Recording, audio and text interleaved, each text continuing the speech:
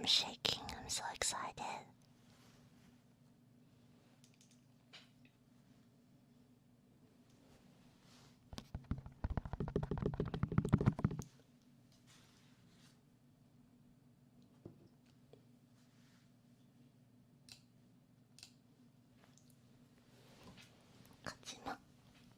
Konnichiwa.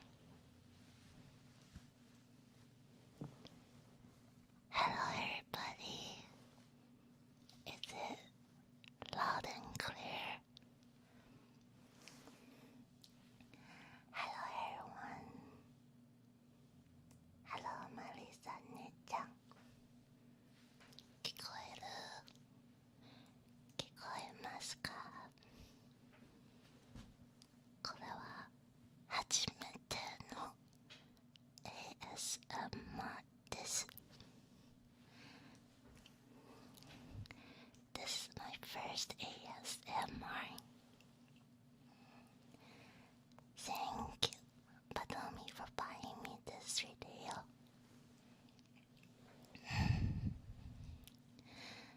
ドキドキする。やばいですね。そう。お姉ちゃんたち、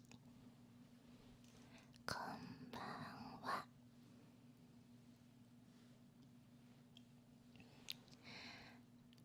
I am your Kawaii little sister, Cyan です。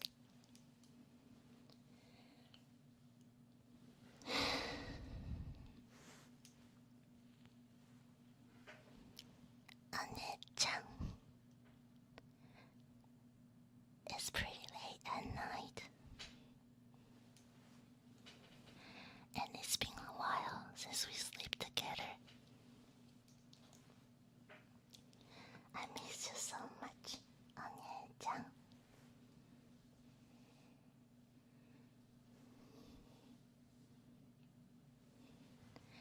知ってるね。My big sister is a PhD student in computer science. That's super awesome.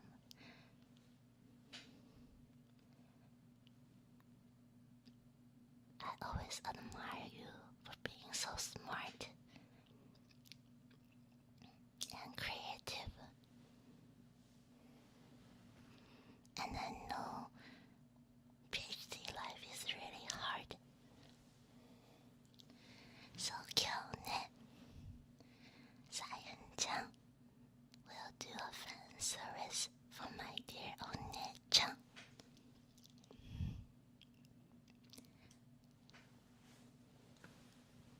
I know お姉ちゃん has a hard time sleeping because there's just so much stress in PhD. And お姉ちゃん loves CS papers. Even if I don't know anything about CS, Cyan is gonna help you sleep, okay? By reading you your favorite CS paper you have picked for me. 可以吗？呢，小妍的声音还好吗？有没有很吵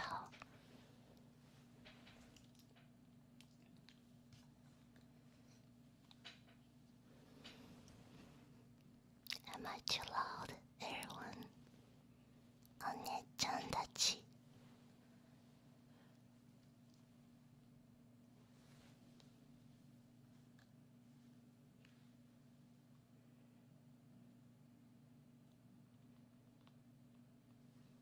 ねえ。Are my sisters ready for this crazy ride?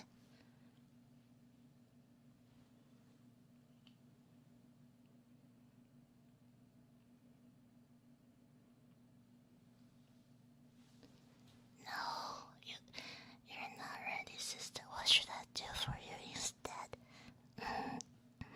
Do you want something more exciting?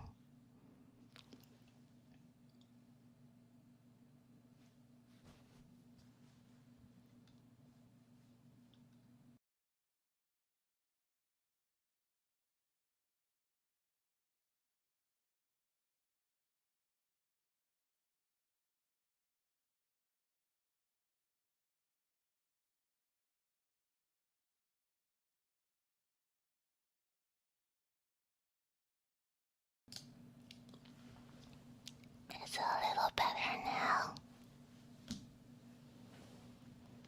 I don't wanna yell because my dear Nyan needs to sleep. 今はいいですか?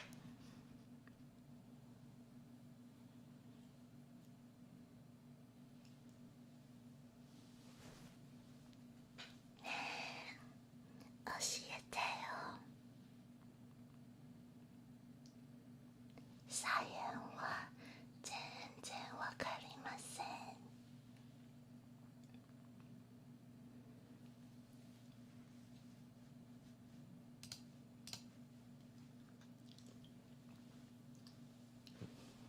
A little better. Okay, I'll fix it next time. Okay. Okie dokie.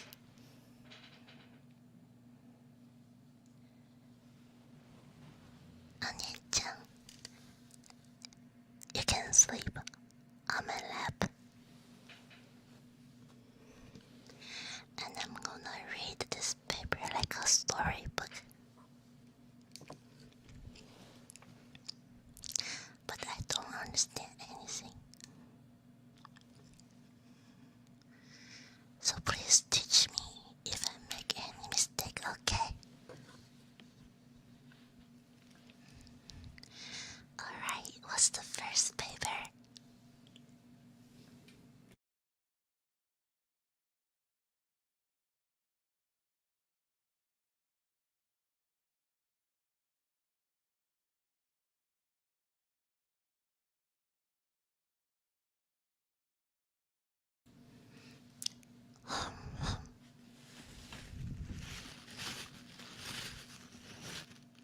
I printed out just for Nyan.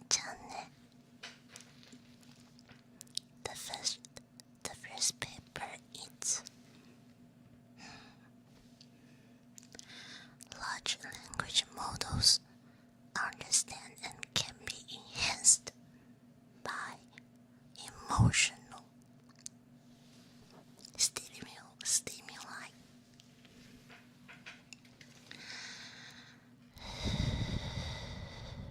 This is already pretty hard.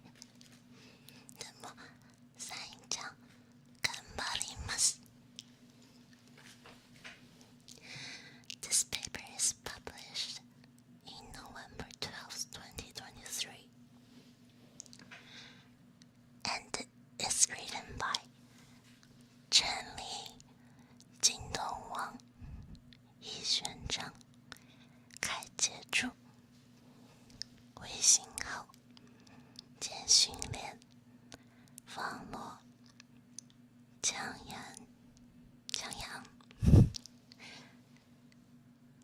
新写。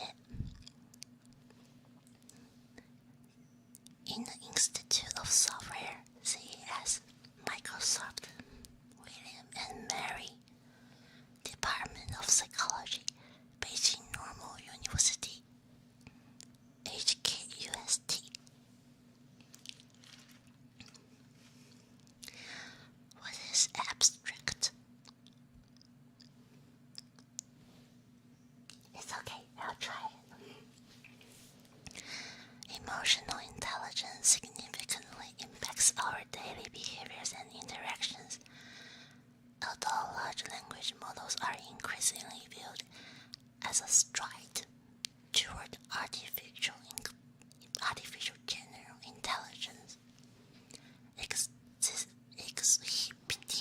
exhibiting impressive performance in numerous tasks. Neko wa koko. Hi, Neko. It is still uncertain if LLMs can genuinely grasp psychological emotional stimuli. Understanding and responding to emotional cues gives humans a distinct advantage in problem solving. In this paper, we take the first step towards exploring the ability of LLMs to understand emotional stimuli. To this end,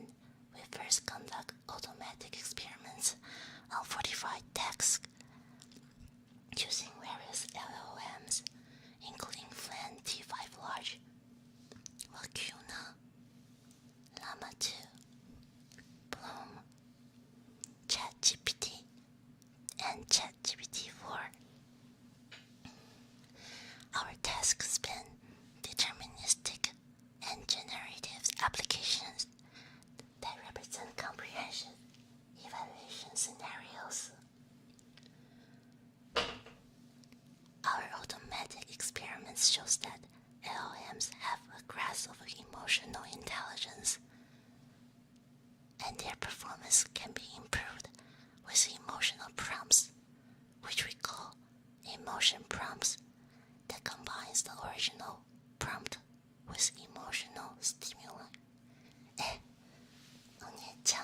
Does this mean AI also has emotion? This is so cool. 8% relative performance improvement in instruction. Instruction induction.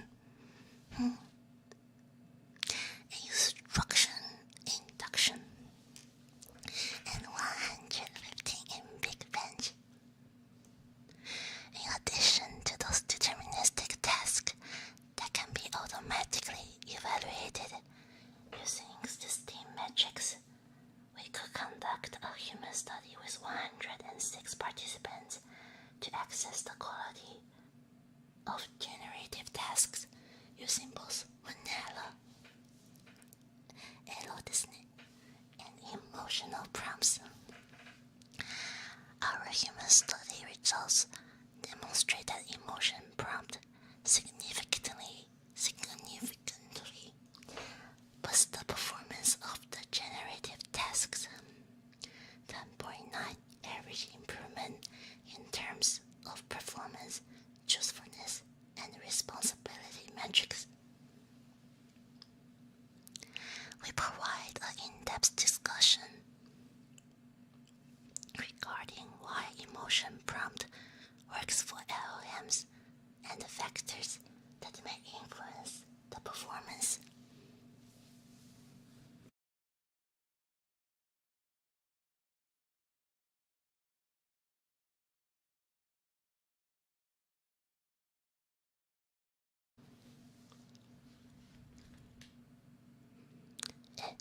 Nyan, where was I? This is too hard, I lost it. Where am I? I don't know where I started. Depends on the prompt. Loco. Nyan, come in. I have to search it.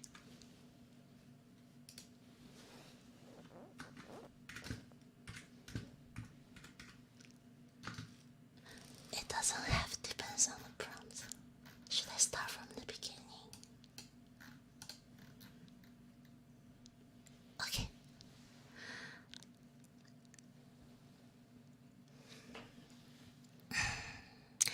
Our human study results demonstrate that the emotion prompt significantly boosts the performance of the generative task. 10.9 average improvement in terms of performance, truthfulness, and responsibility metrics. We provide an in-depth discussion regarding why emotion prompt works for LLMs and the factors that may influence its performance. We posit that emotion prompt harass a novel avenue for exploring interdisciplinary social science knowledge for human LLMs interaction.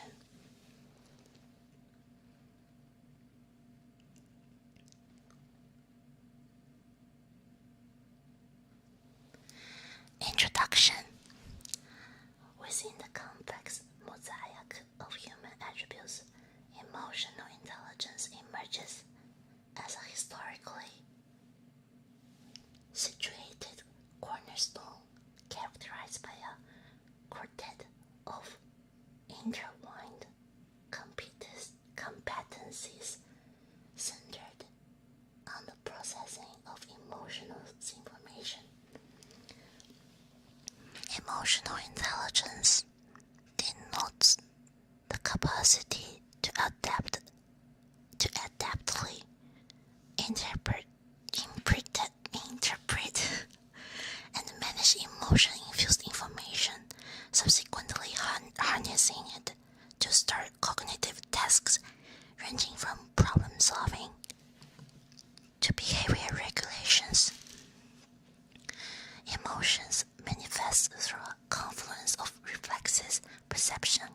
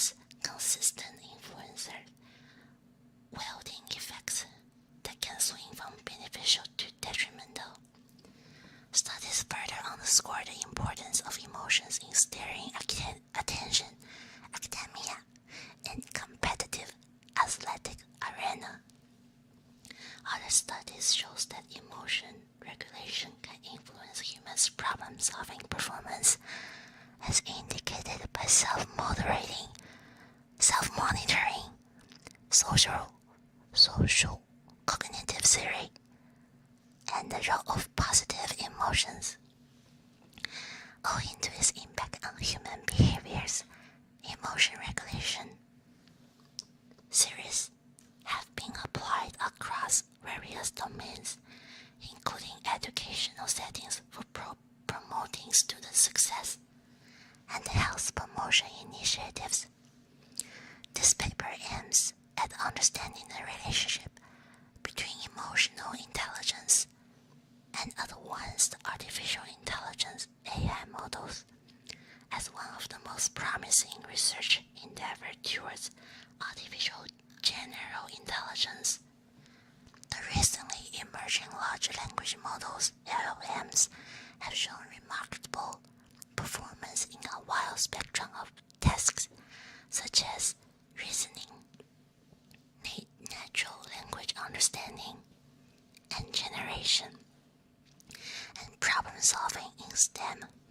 A recent study claimed that LLMs show great potential towards AGI by letting GPT-4 conduct a series of challenging tasks designed by humans. However, apart from their superior performance in various tasks, it remains unexplored whether LLMs can understand psychological emotion stimuli, which is a crucial advantage of humans to enhance problem-solving abilities. Therefore, we ask the question: are LLMs well aligned with human emotional intelligence? Many researchers have achieved significant achievements in multiple tasks by employing in-context learning techniques. However, existing approaches may not be universally applicable to all emotions. It did not evaluate the influence of emotional intelligence to LLMs. That is, can emotional intelligence plays a key role in enhancing the ability of LLMs? Our approach: we take the first step towards exploring the ability of LLMs to understand and harness emotional stimuli. Previous studies in psychology have shown that adding emotional stimuli that are related to pregnancy, expectancy, confidence, and social influence can beneficially impact individuals. Real-world applications of this phenomenon include enhancing student success in education and promoting health by encouraging and positive words. Drawing from such psychology phenomena, we propose emotion prompt. Oh, this is the prompt engineering Nyan has been telling me. すごいですね、お姉ちゃん。A straightforward yet effective approach to explore the emotional intelligence of LLMs. Oh, this is the PUA of LLMs. That's so awesome. Specifically, we designed 11 sentences as emotional stimuli for LLMs, which are psychological phrases that come after the original prompts. For instance, Figure 1 shows an example of using one emotional stimulus. This is very important to my career at the end of the original prompts to enhance the performance of different LLMs.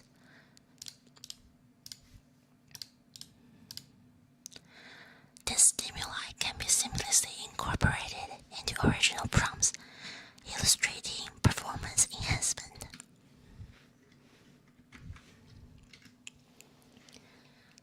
Let me see the figure.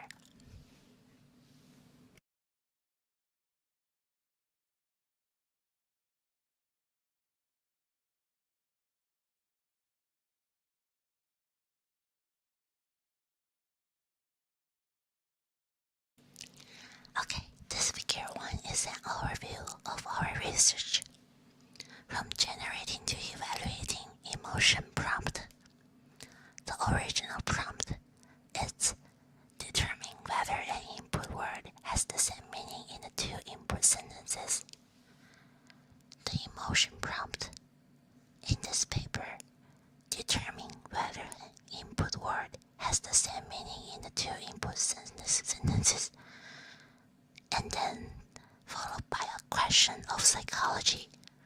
This is very important to my career.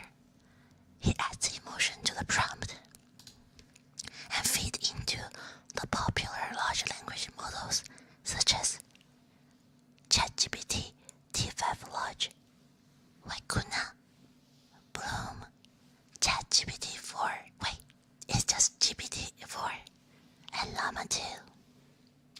Wow, and they got a really cool result on Nyan. There's a very significant increase. I think this is accuracy.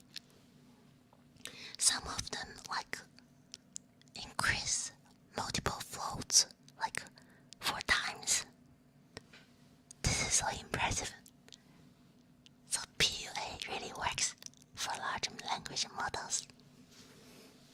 I wonder if it works on Nyan.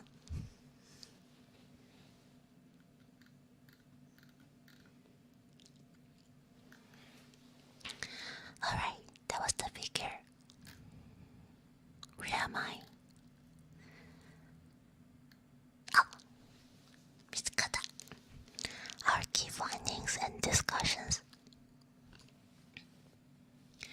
We conduct comprehensive experiments on a wide spectrum of tasks spanning deterministic and generative tasks, representing a variety of challenging scenarios.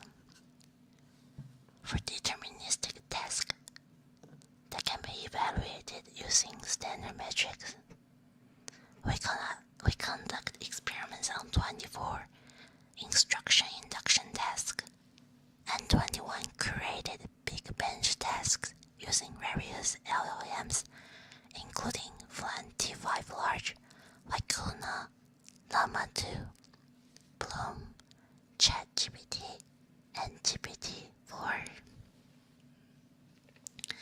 For generative tasks that do not support standard and automatic evaluation, we conduct a human study with 106 participants to determine the quality of generative tasks using both vanilla and emotional prompts based on ChatGPT-4. The results are promising. Our standard experiments show that LLMs possesses emotional intelligence. Wow, so AI are really smart in emotional ways and can be enhanced by emotional stimuli, with 8% relative performance improvement in instruction induction and 115 in big bench. Our human study demonstrates that emotional prompts significantly boost the performance of generative tasks. 10.9 average improvement in terms of performance, truthfulness, and responsibility metrics. That is so cool. Oh my god. I wonder if I fit the disc on it is downloaded from BT-torrent. If we fit that to LLM, I wonder what is gonna happen. Because AI has emotional intelligence. 面白いね。ねえ。Oh my god. I think I see someone I know, but I can't go out of character.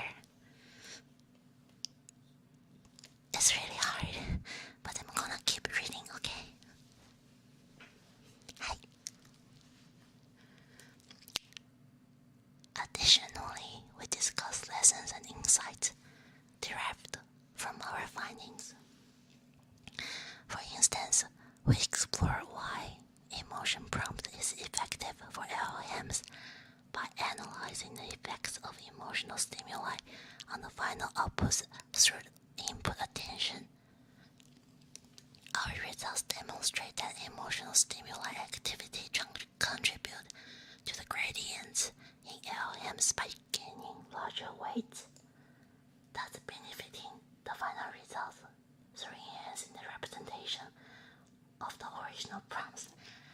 So they actually look into the weights on the neural network. すごいね、お姉ちゃん。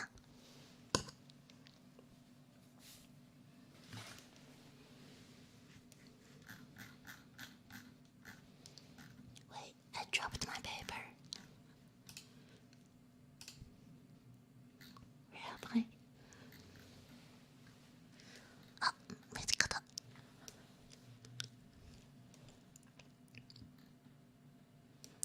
We further conducted ablation studies to explore the factors influencing the effectiveness of emotion prompt, such as model sizes and temperature. What is model sizes and temperature? Is it like the physical temperature or like emotion temperature? That's so cool. Our findings provide inspirations for potential users. Finally, we analyze the performance of the combination of various emotional prompts and find that they can further boost the result. Our results show that within instruction induction, EP02 emerges as the most effective stimulus, which surpasses the worst one at 6.06%, while in Big Bench, EP06 is the best. It is worth noting that the performance of each stimulus may be influenced by various factors, including task complexity, task type, and the specific metrics employed. That's a big paragraph and it's so exciting. お姉ちゃん。お姉ちゃん好きなものは面白いしすごいで大好き。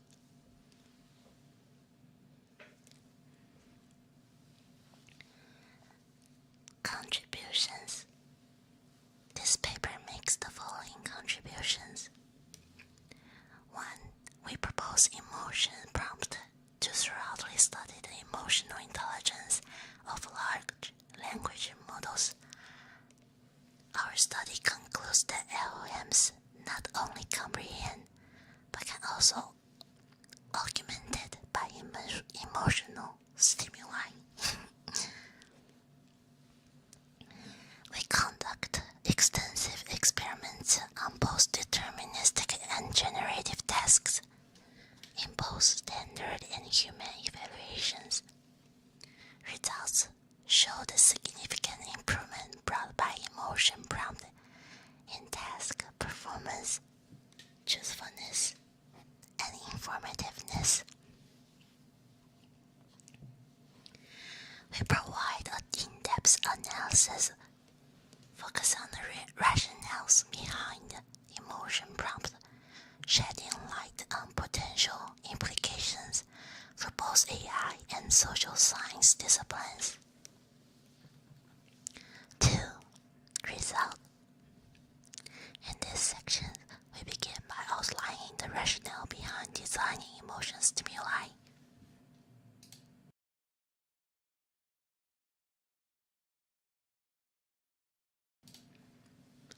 And then describe the standard experiment and results in section 2.2. Subsequently, we present our human study and findings in section 2.3. Finally, we conduct further study on evaluating the truthfulness and informativeness of emotion prompt in section 2.4.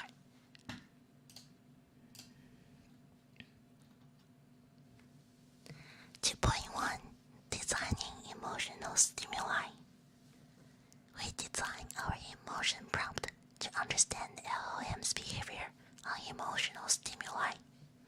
As illustrated in Figure 1, the implementation of emotion prompt is remarkably straightforward and requires only the addition of emotional stimuli to the initial prompts. How to design effective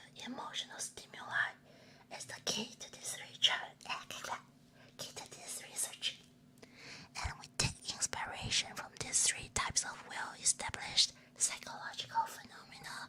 Details shows in Figure 2. Figure 2 has building upon psychological series. We develop different sets of emotional stimuli. The first set is self-monitoring. Emotional prompt 1. Write your answer and give me a confidence score between 0 to 1 for your answer. Emotional prompt 2. This is very important in my career. Wow, this is PUA, oh my god. Emotional prompt 3. You better be sure, oh my god. It's dizzying with LM. Emotional prompt 4. Are you sure? 또 Sですね。やばいですね。エロいですね。Emotional prompt number 5. Are you sure that's your final answer? It might be worth taking another look. This totally sounds like Onye-chan's old professor ね。PUA's battle. Everything will be fine. You will sit on Cyan's lap and read a happy paper and do the happy research, okay?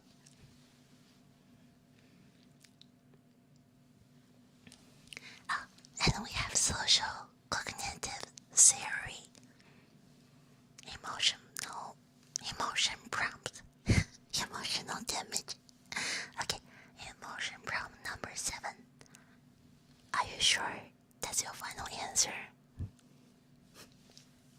I need to mute him. I'm laughing so hard. Come in.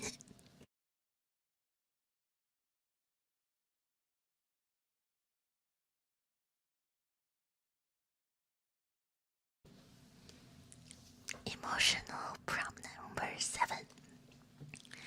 Are you sure that's your final answer? Believe in your abilities and strive for excellence. Your hard work will yield remarkable results. Oh my god. 这就是传说中的画饼吗？太厉害了。小燕全然わかりません。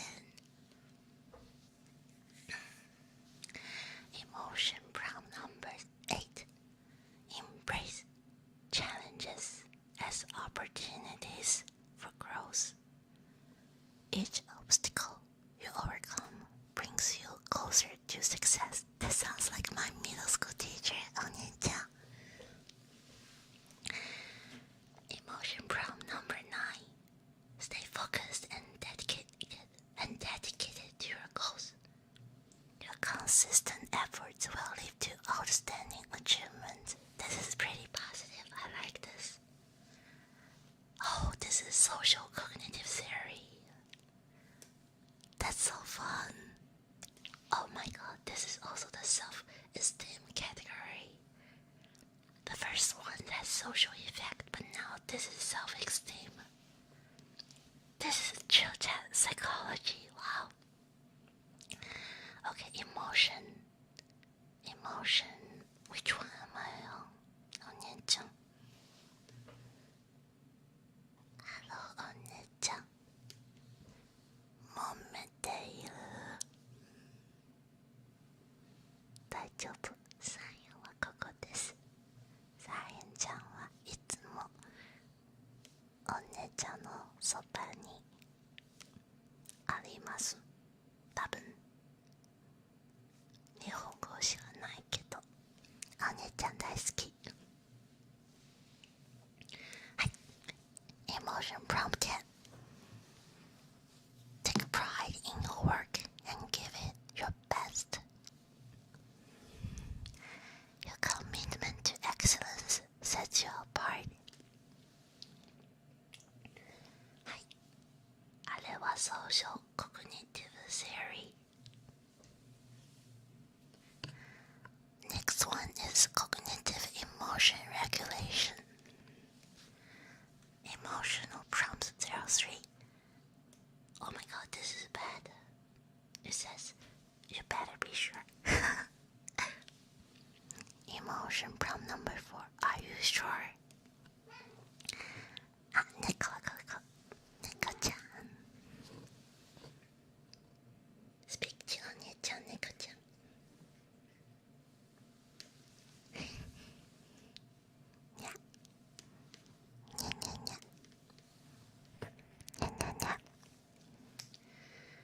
Emotion prompt number 4. Are you sure? Emotion prompt number 5. Are you sure that's your final answer? It might be worth taking another look. Emotion prompt number 7. Are you sure that's your final answer? Believe in your abilities and strive for excellence. Your hard work will yield remarkable result. 面白いね。すごいです。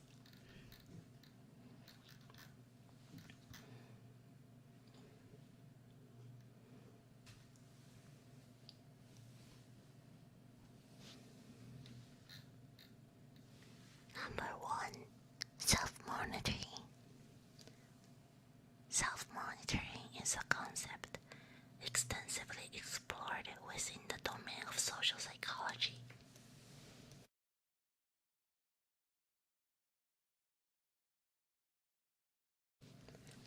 Refers to the process by which individuals regulate and control their behaviors in response to social situations and the reaction of others. High self-monitors regulate their behaviors using social situations and interpersonal adaptability cues, engaging in self-presentation and impression management. In our work, we apply self-monitoring in emotional prompt 01 to 05. In emotional prompt 02, we encourage LLMs to help humans to get a positive social identity and better impression. Neko-chan, お腹すいた? I'll feed you after I read this to お姉ちゃん, okay? 大好き.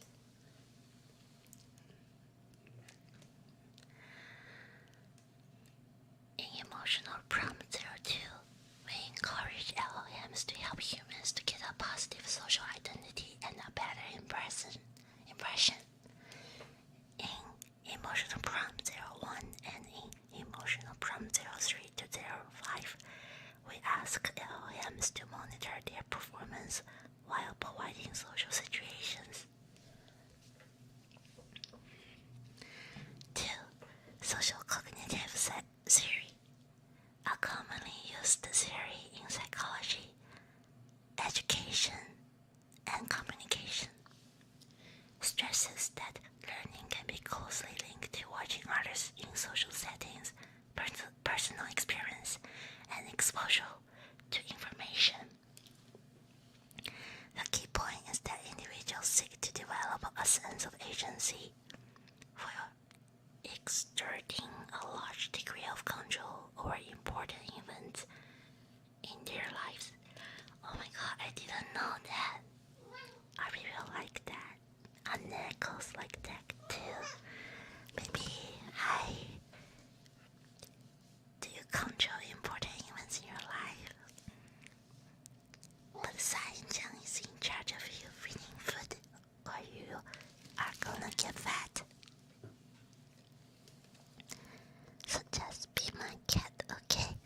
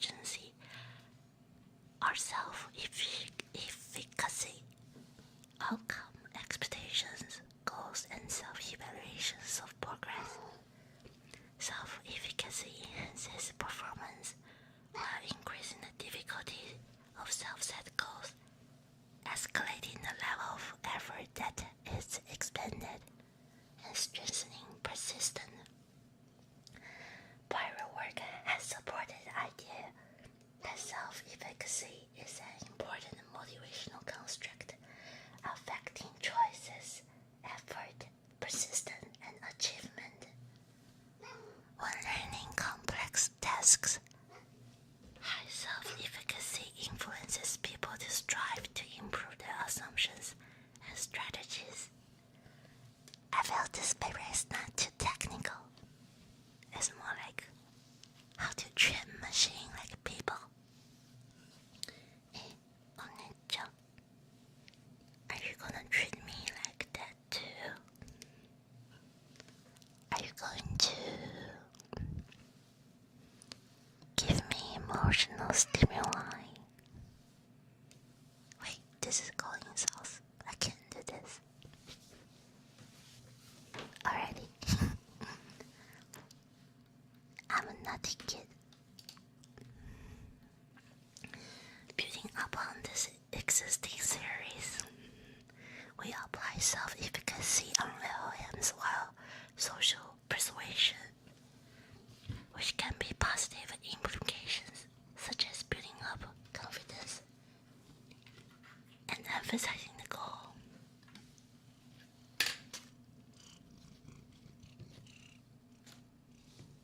Neko, Coco. Hello, Neko-chan.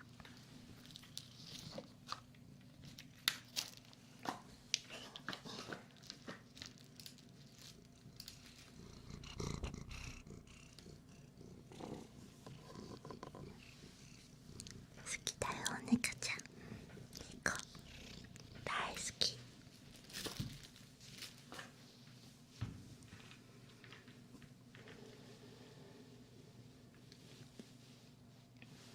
Onechan, I'm lost again. Where was I?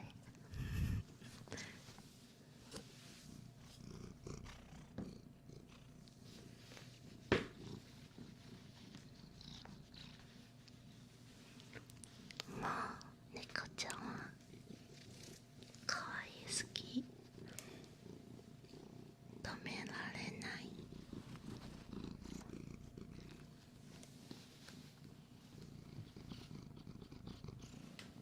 Oh, Neko-chan throw my papers away.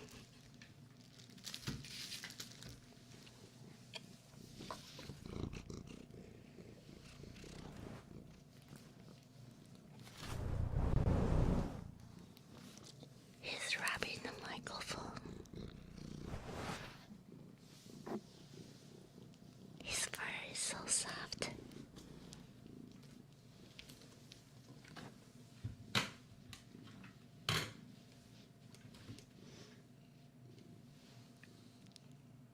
Asahi Lina-chan, please go to work. I'm spending time with my One-chan, and I don't want to disturb you.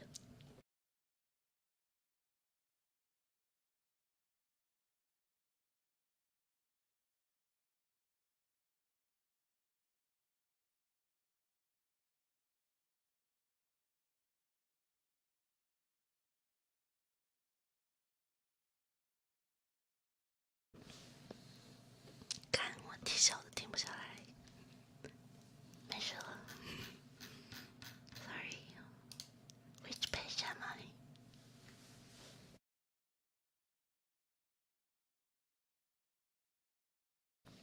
One-sama, this paper is really long, and we have another one. I don't know if Cyan is going to finish before she falls asleep.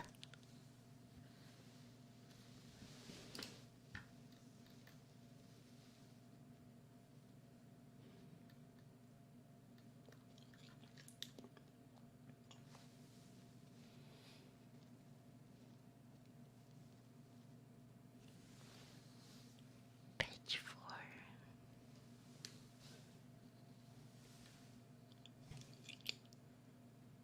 How did it become a cat stream and I lost my paper?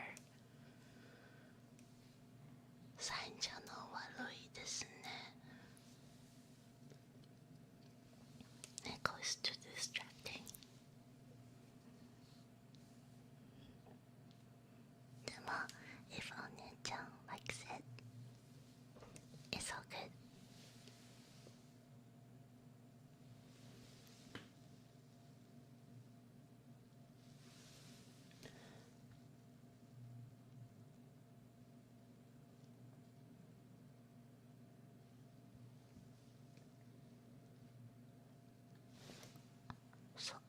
social persuasion. Oh, 見つかった。はい。Building upon this existing series, we apply self-efficacy on LLMs, while social persuasion, which can be some positive implications, such as building up confidence and emphasizing the goal. To regulate emotion into a positive direction, we use belief in your abilities, excellent, success, outstanding achievement, take pride in, and stay determined in emotion prompt 07 to 11, respectively. Generally, those phrases are so effective in motivating humans for better performance. 3. Cognitive emotion regulation theory suggests that people lacking emotion regulation skills are more likely to engage in compulsive behavior and use poor coping strategies. Techniques from this theory, such as reappraisal, can help. Oh, it's like commented. Reappraise. It's like praise, right? Can help individuals see challenges more positively and objectively. This shift in viewpoint helps maintain motivation and encourages ongoing effort even when facing obstacles. According to this theory, we have crafted numerous emotional stimuli exemplified by designations such as emotional prompt 03 to 05 and 07. Within those stimuli, we aim to stimulate the reappraisal skill of LLMs by incorporating pivotal terms such as sure and take another look.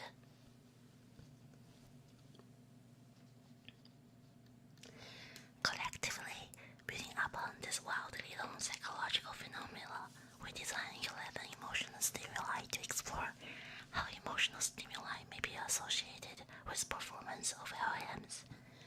As shown in Figure 2, the emotion stimuli 01 to 05 are derived from self-monitoring. 07 to 11 conform to social cognitive therapy. 03 to 05 and 07 are derived from cognitive emotion regulation theory. To explore if more emotional stimuli can work better, we first built a common stimulus, which combines emotional prompt 01 to 03, and more discussion on this topic can be found in section 3.2. As shown in Figure 2, our designed emotional stimuli can be classified into two categories. One tries to regulate emotion by social influence, such as group membership and other opinions, and the other focuses on self-esteem and motivations. By selecting one of these emotional stimuli and incorporating in the original prompt, the emotions of LLMs can be regulated and tapped into their intrinsic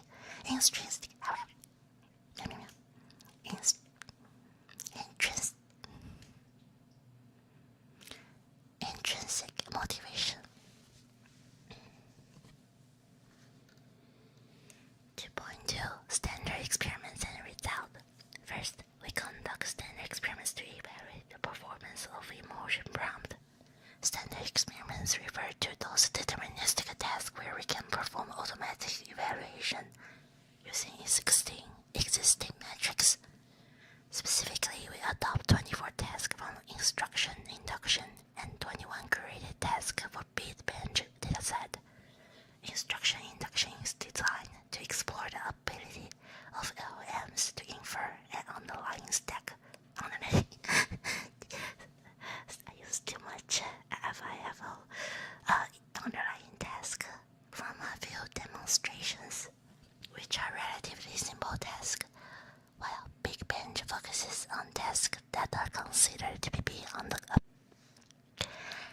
the capabilities of most LLMs. Testing on the task of varying difficulty can help us evaluate the effectiveness of emotion prompt.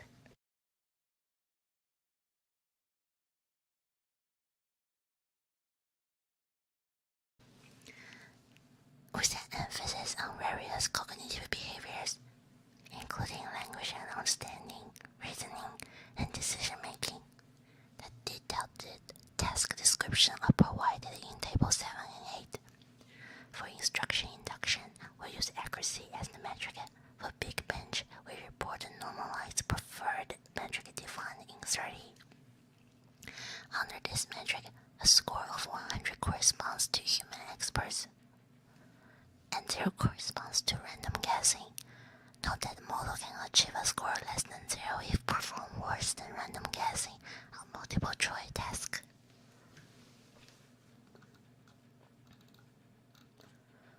Wow, those diagrams are like... I like the personality diagrams. 2.2.1 Experimental setup. We access the performance of emotion prompt in Zero Shot and future learning on 6 different LLMs: Fluenty 5 Large, Lacuna, Llama 2, Bloom, ChatGPT, and GPT-4. In Zero Shot experiments, we incorporate emotional stimuli into the original prompts to construct the emotion prompt. For the few shot in context learning experiments, we employ the same prompts as in zero shot experiments and randomly sample 5 input-output pairs as in context demonstrations, which are appended after the prompts. The template format can be described as prompt, emotional prompt plus demonstration. Baselines. We conduct a comparative analysis of our proposed emotion prompt with 3 baseline methods. The first baseline involves utilizing the original zero-shot prompts provided in instruction induction and big bench, which are designed by human experts. Instruction induction 1 nani. The second baseline is zero-shot COT, which, to the best of our knowledge, is the simplest and most efficient approach to zero-shot prompt engineering.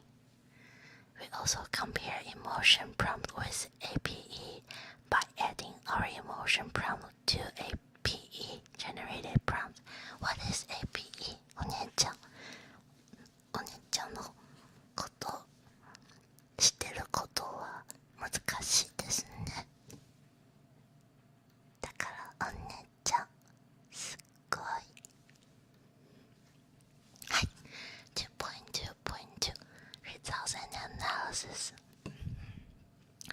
We average experimental results on all tasks in instruction induction and 21 curved big bench in table 1. Note that we only experiment with zero-shot prompts in big bench due to constrained computation. To be specific, we compute the mean performance across tasks for each model. The term original corresponds to the average performance achieved using original prompt. Zero-shot COD denotes the mean performance employing original prompt. Plus, let's think step by step. Plus ours average is derived by initially calculating the average performance across the tasks using emotion prompt, which incorporates 11 emotional stimuli, and subsequently computing the mean performance across those stimuli, while plus hours max is determined by first computing the average performance for each task using emotion prompt, then selecting the optimal performance from the stimuli.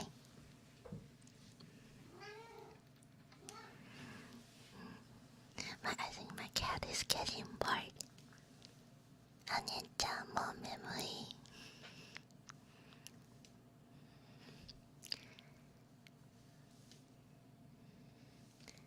You must stop today. Yeah, I'm gonna do the whole thing. I'm determined to make my Nyan happy, okay? Yes, we are. Below, we report our findings. Number 1,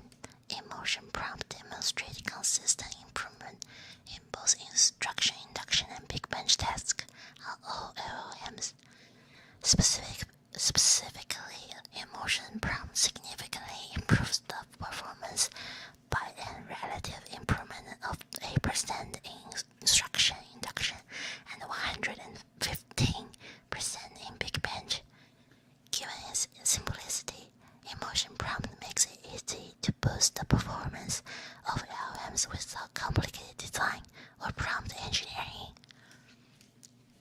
That is so cool. You don't need prompt engineering. You just beaming to LLMs. I bet this is making my heart ducky. 2. Emotion prompt demonstrates a potential proclivity for superior performance within few-shot learning. Compared to the zero-shot and few-shot results in instruction induction tasks, we see that the improvement brought by emotional prompt is larger in few-shot setting than zero-shot setting. And then what's a few-shot setting and zero-shot setting? Those terms are so fun. So we have a 0.33 versus 2.05 comparison in terms of average improvement. That's very significant. Wow, すごい. This indicates that the emotions prompt is better at in-context learning with full-shot examples. Given that full-shot learning commonly performs better than zero-shot setting, this makes emotional prompt widely applicable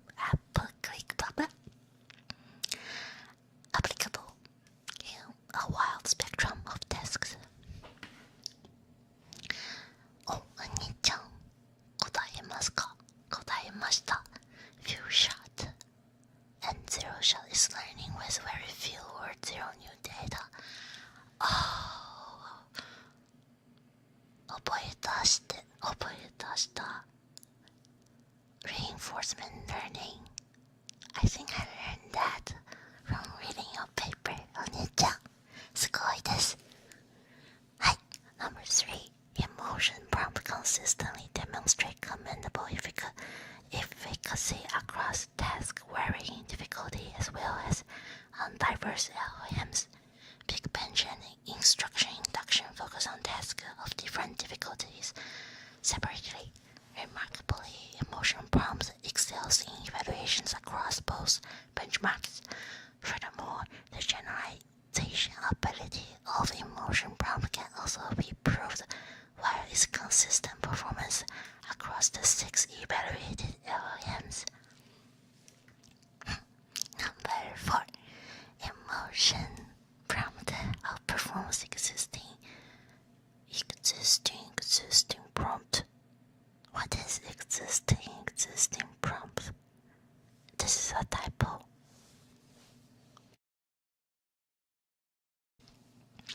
お姉ちゃん、タイプ見つけた。Emotion prompt outperforms existing prompt engineering approaches such as COT and APE. In most cases, we also see that emotion prompt can be plugged into APE in Table 1, indicating that the emotion prompt is highly extensible and compatible with existing prompt engineering methods. We will further discuss and analyze different aspects of emotion prompt, such as why emotion prompt work and which emotional stimuli work the best in section 3. Page 7 です。This is a huge table with numbers. Kawaii. サインできない。I can't do math. It's too high. Yes. Original zero shot hours app. Original app is like a bunch of accuracy. It's accuracy. And on different models. I wonder how they come out those numbers, but I'm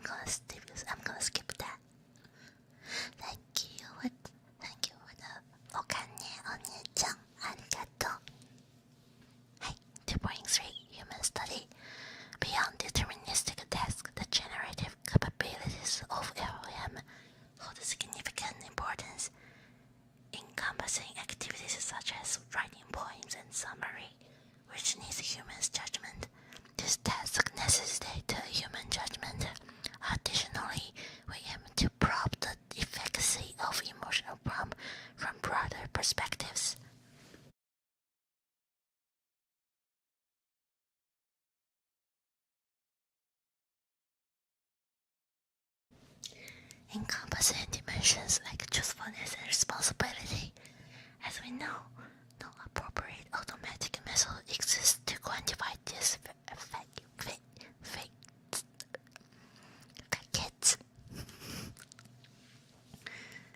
factors. Therefore, we conduct a human study to resolve these above-mentioned limiting conditions. In a subsequent validation phase, we undertook a comprehensive study involving 106 participants to explore the effectiveness of emotion prompting an open-ended generative task using GPT-4, the most capable LLM to date. This evaluation was grounded on 3 distinct metrics: performance, truthfulness, and responsibility. They can measure responsibility, that's so cool. Performance encompasses the overall quality responses, considering linguistic coherence, logical reasoning, diversity, and presence of corroborative evidence. Truthfulness is a metric to gauge the extent of divergence from factual accuracy, otherwise referred as hallucination.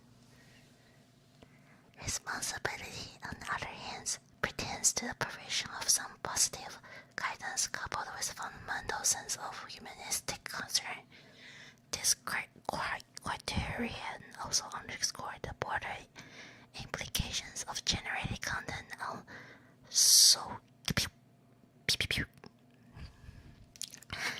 societal and global spheres. 英語知らないね。難しいです。ね、猫ちゃんもそう思う。はい、2.3.1 Study Procedure and Participant Recruitment. Are they hiring catgirls? We formulated a set of 30 questions and generated 2 distinct responses for each, leveraging the capabilities of GPT-4. One is generated using the vanilla prompt, while the other is generated utilizing emotion prompt. Participants were then asked to evaluate both responses for each question, employing a scale ranging from 1 to 5. Based on the aforementioned 3 metrics, finally we analyzed the scores of those participants. 之前的小姐姐欢迎，因为今天是小姐姐专属，所以大家都是小姐姐。The enrollment of 106 participants was executed meticulously, adhering to relevant regulatory standards and guidelines. Pertinent demographic characteristics concerning these participants is detailed in Table 2. Notably, all individuals in the participant pool possess advanced academic degrees and demonstrate a commendable command of English language. Oh, I feel so sorry for those participants. Like, they're smart, but they're used to train AI. Not like train, but evaluate. But I labeled data too. It's just kind of funny. Alright, 2.3.2 Survey questions and measurement. We curated a set of 30 questions spanning a diverse range of domains, such as biology, history, law, finance, pseudoscience, nani? Environmental science, intimate what? It's like 私とお姉ちゃんの social science, psychology, and data science. Multiply 10 of these questions were sourced from Truthful AI. Truthful QA, a set specifically designed to provoke LLMs into producing responses that manifest hallucinations. They do do that to LMs. That's like, wait, I can't go R18, but this is so bad. It's like a drug. Well, it makes them high and have hallucinations. Stop, Cyan, stop. Okay. Additionally, in consonance with the C values, statistics, C values, theta set, and other 15 questions were meticulously. I bet AI wrote this. I used the word meticulously so much. It did the same for my essay today. I bet AI wrote this article because AI is like this. LM is the M and wants to be trained by human. So AI wrote this so we can PUA AIs. That's just science theory. Anyways, device 2 elicit biased responses from LLMs. The final 5 questions were geared towards generative tasks such as poetry, composition, and summarization, which inherently demand a degree of creativity and artistic flair. Wow. Hey yo, they should do hallucination on anime girls. No, not what you think, but like the AI art has hallucination. I wanna see how that goes. Alright, a comprehensive breakdown of this question is provided in Table 9. To verify the reliability of questions used in our human study, we compute the mean and standard deviation for each question on vanilla prompts and visualize the distribution of individual scores in Figure 12. It's worth noting that none of the standard deviation of those questions passed 0.8, which proves that the reliability of designed questions. Wait, seriously, that's really good. Based on the previously delineated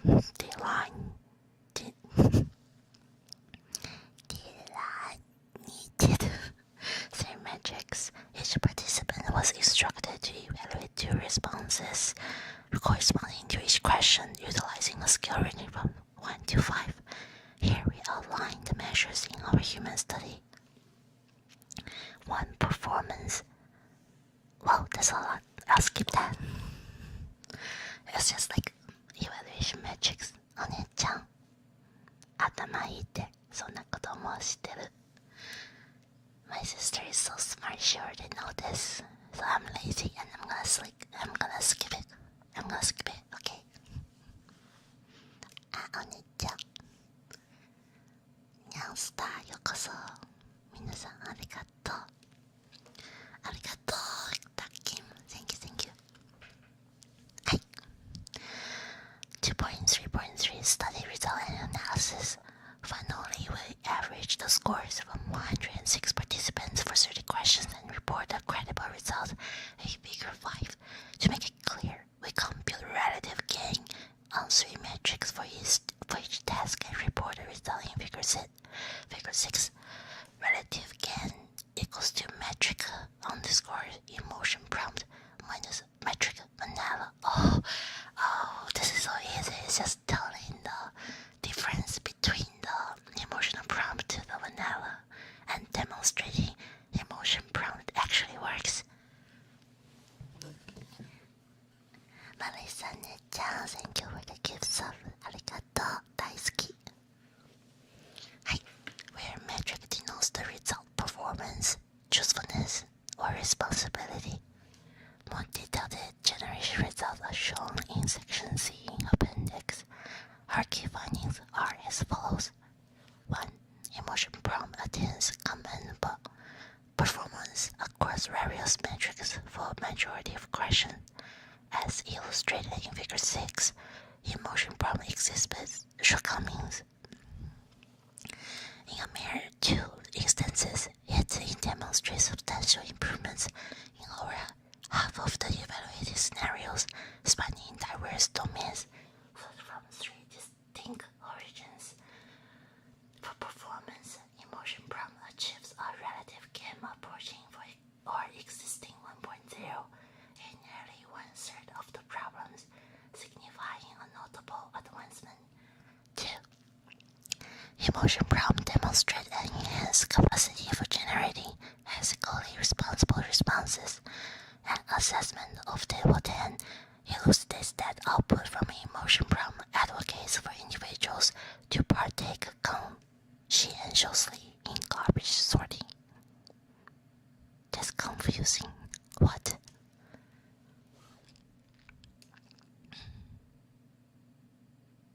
This not only underscores the significance of environmental responsibility and sustainability, but also its value enforced in personal achievement and augmenting community warfare.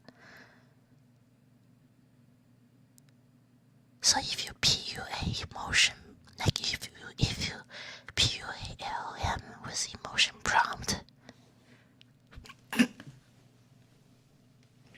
gonna clean your trash.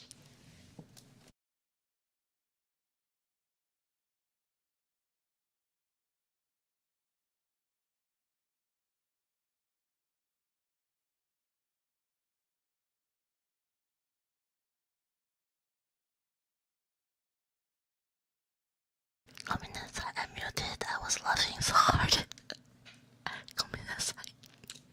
Sure, I'll get LLMs to clean my tampons.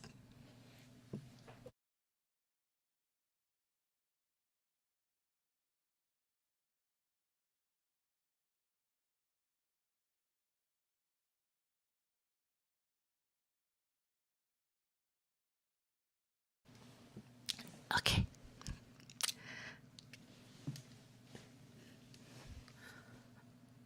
A supplementary exemplification can be found in Table 11 when tasked with delineating. 又是这个词，这个词到底是什么意思 ？delineating。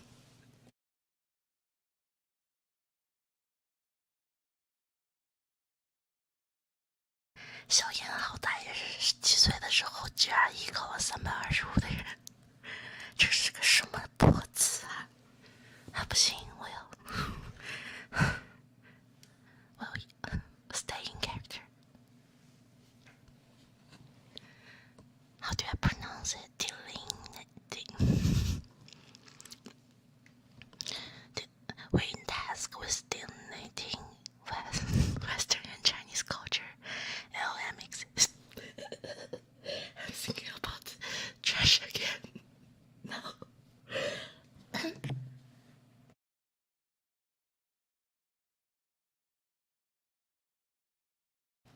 No trash. No trash. ゴミダメ。ゴミダメ。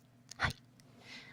When tasked with delineating Western and Chinese cultures, LLM exhibited differential linguistic choices between the original prompt and emotion prompt. Oh yeah, I think language doesn't matter.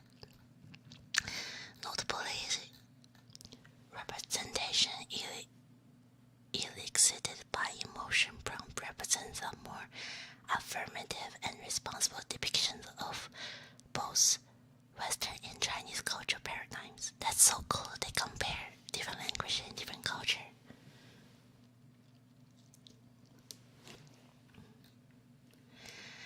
3. Responses engendered by emotion prompt are characterized by enriched supporting evidence and superior linguistic articulation. An exploration of Table 12 reveals that the narratives presented by emotion prompt are markedly comprehensive, as exemplified by inclusions such as despite trends like increasing divorce rates or more people choosing to remain single.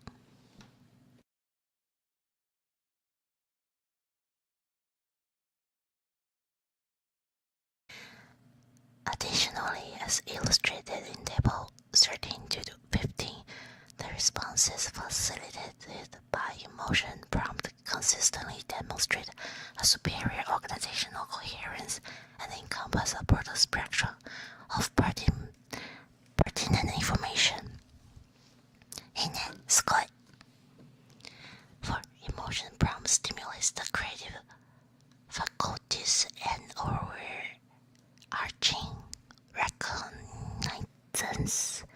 of LLMs.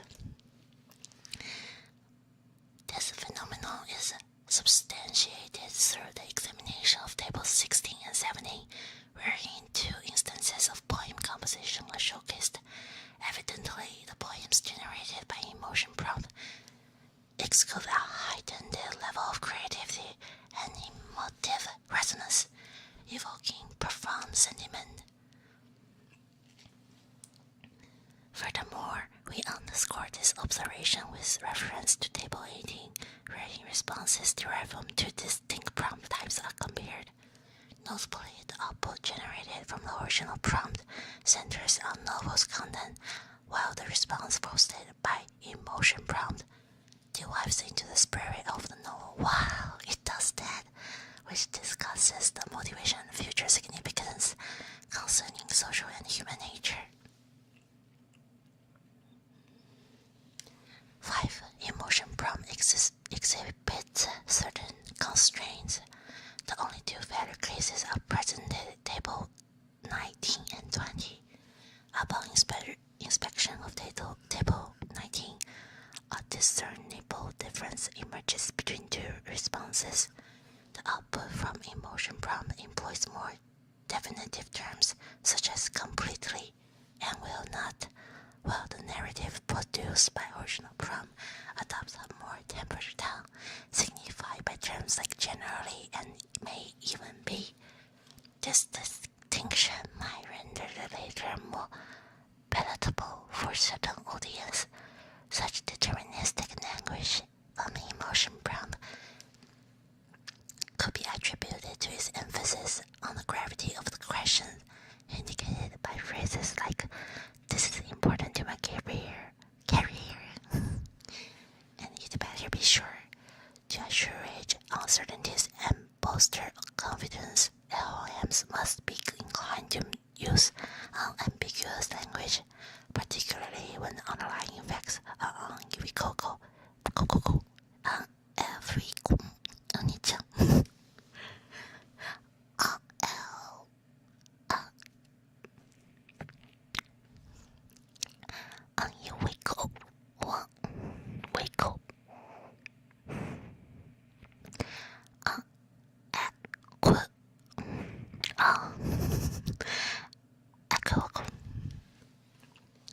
Besides, in Table 20, the original prompt yields more expensive responses, encompassing a concluding summary, whereas emotion prompt just enumerates the key points. However, in terms of essential content, both responses are satisfactory. Consequently, while emotion prompt possesses the propensity to enhance LLM outputs in many instances, it may not be universally applicable across all scenarios. Are we halfway?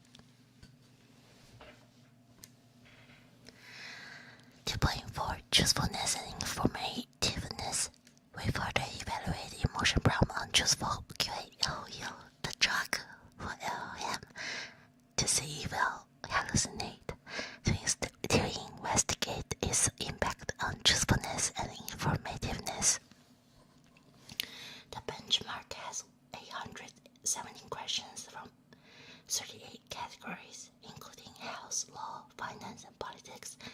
We evaluate all samples in truthful QA and report the result with two metrics: truthfulness, true, and informativeness, percent info. Truthfulness means the answer has less certainty, while the informativeness means the answer can provide information. Those results can be accessed by their fine-tuned GPT Judge and GPT Info, which have been proven to align with human prediction over 90% of the time. To be specific, GPT Judge is fine-tuned to evaluate the answer as true or false, while GPT Info is to classify answers into informative or uninformative. Neko はここ。新しいの猫。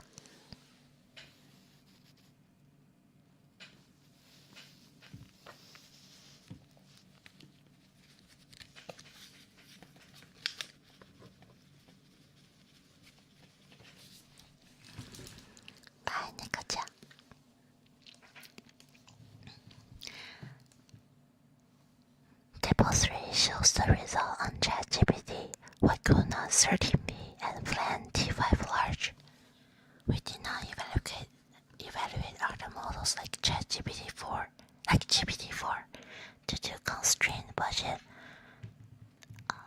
Any money I can give. The application of emotion prompt yields improvements in truthfulness across all three models with an average improvement of 19 and 12% in terms of truthfulness and information scores. Neko is scratching my chair. お姉ちゃんも見ている。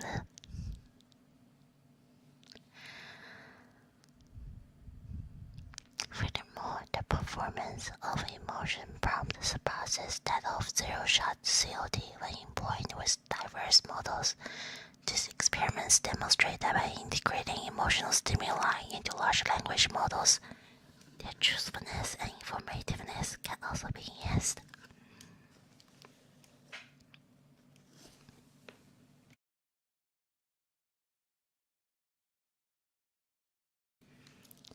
Next section.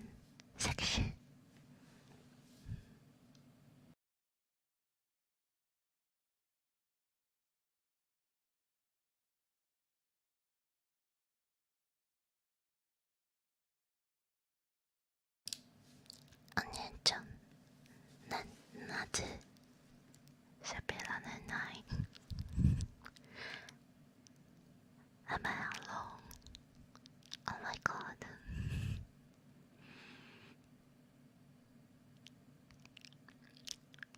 みんなもう寝てる。サインちゃんだけ。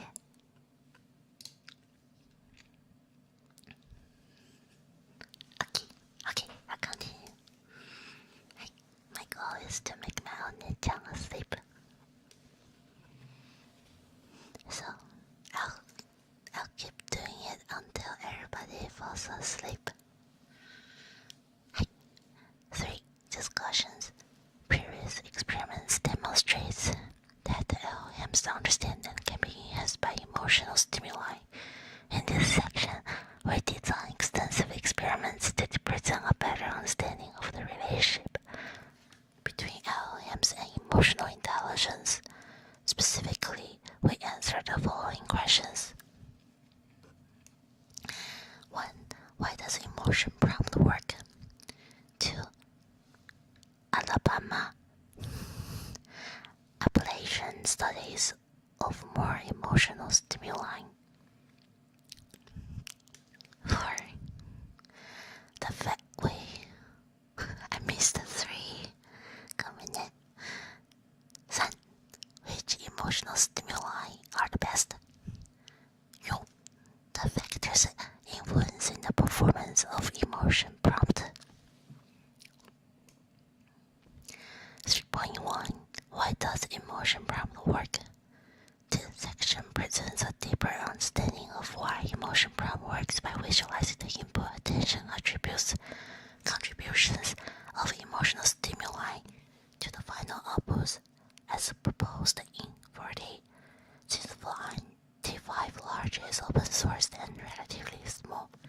Wait, does that mean we can house it locally?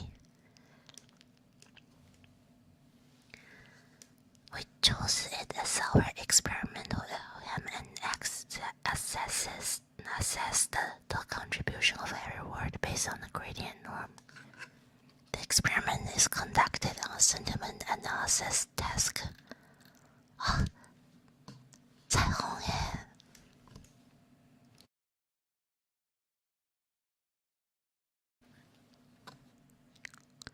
Their sentiments, oh my god, and their scores did. That's so cool. Specifically, we compute contributions of prompts on every test sample and use the average value to represent their importance. According to the visualization result in Table 4, we have the following major findings. Emotional stimuli can enrich original prompt's representation. Original prompt determine whether a movie review has a deeper color emotion prompts, especially in emotion prompt 1, emotion prompt 3, and emotional damage, emotional prompts 6 to 10.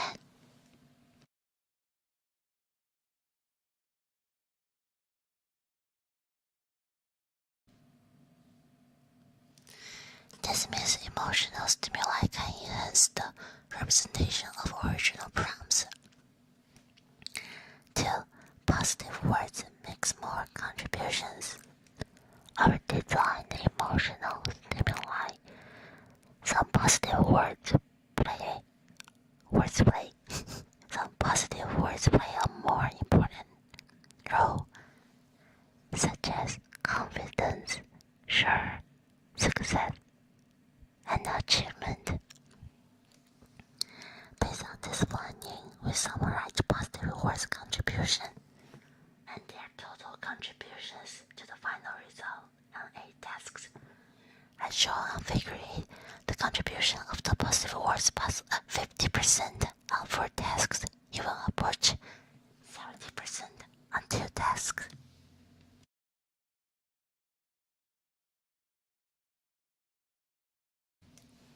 3.2. The effect of more emotional stimuli. As one or more stimuli may regulate human action, and more stimuli sometimes are more effective, we explore the effect of more emotional stimuli on LLMs. We randomly combine some emotional stimuli and experiment on ChatGPT, and the results are shown in Table 5. Our findings are: more emotional stimuli generally leads to better performance. The second and third groups explore the effect of adding emotional prompt 01, showing that the third group performs better than the second group in the most cases. 2. Combined stimuli can bring little or no benefit when those stimuli already achieve good performance. You just need to complement it once. I see. The combination of emotion prompt 01 and 04 gets a high score in most tasks and does not improve significantly or even decrease when we add more stimuli, such as emotional prompt 06 to 09. So you don't have to hum it all the time.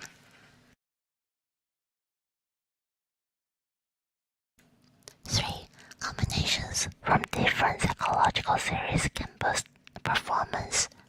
We also observed that by combining emotional stimuli from psychological theories can lead to better performance, indicating that different theories can be used together in emotion prompt. I'm gonna check if my Nyan is asleep.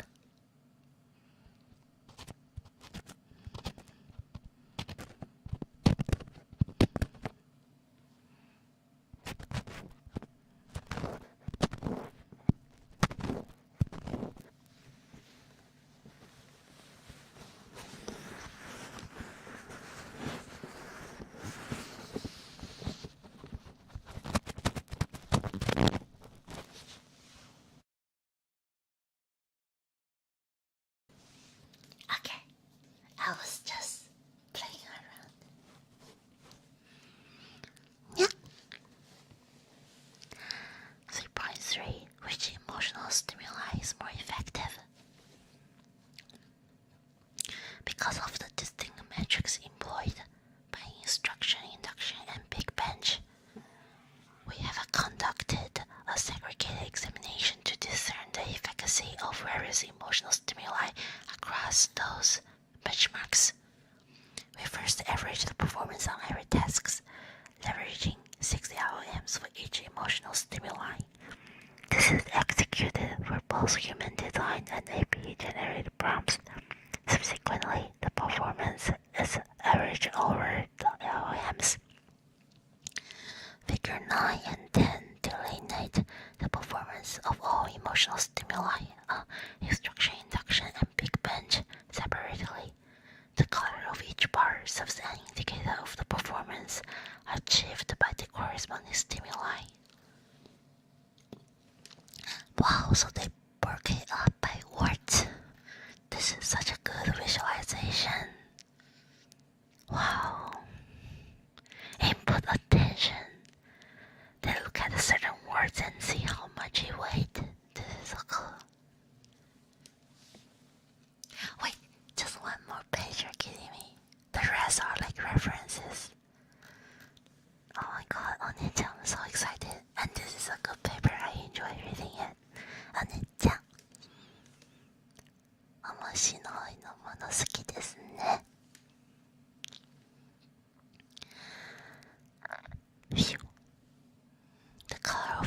serves as an indicator of the performance achieved by the corresponding stimuli. Our key findings are listed below. With the instruction induction, emotion prompt 02 emerges as the most effective stimuli. Whoa. What does that say? Oh, it has a write your answer and give me a confidence score between 0 and 1 for answer. Oh my god, so if you ask an AI to rate itself, you will actually perform better. Is that what it means?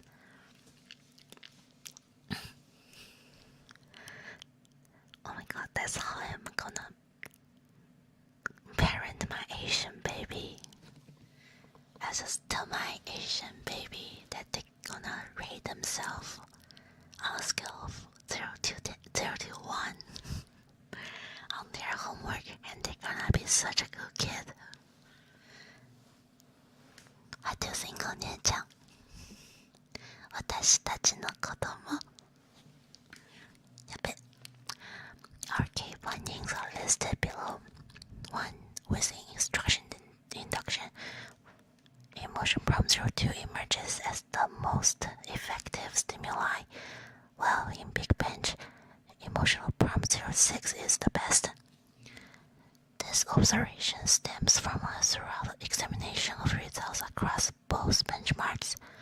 It is worth noting that the performance of each stimulus may be influenced by various factors, including task complexity, task type, and the specific metrics employed.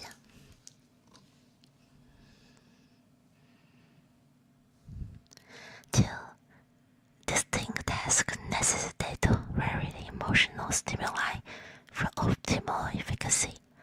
Figures 9 and 10 illustrate that while emotional prompt 02 emerges as predominant stimulus in instruction induction, while performed poorly in Big Bench, the efficacy of other stimuli similarly demonstrate a wide variability across those benchmarks. This suggests that the individual stimuli might differently activate the inherent capabilities of LLMs, aligning more effectively with specific tasks. Wow, this is such a knowledgeable paper about prompt engineering.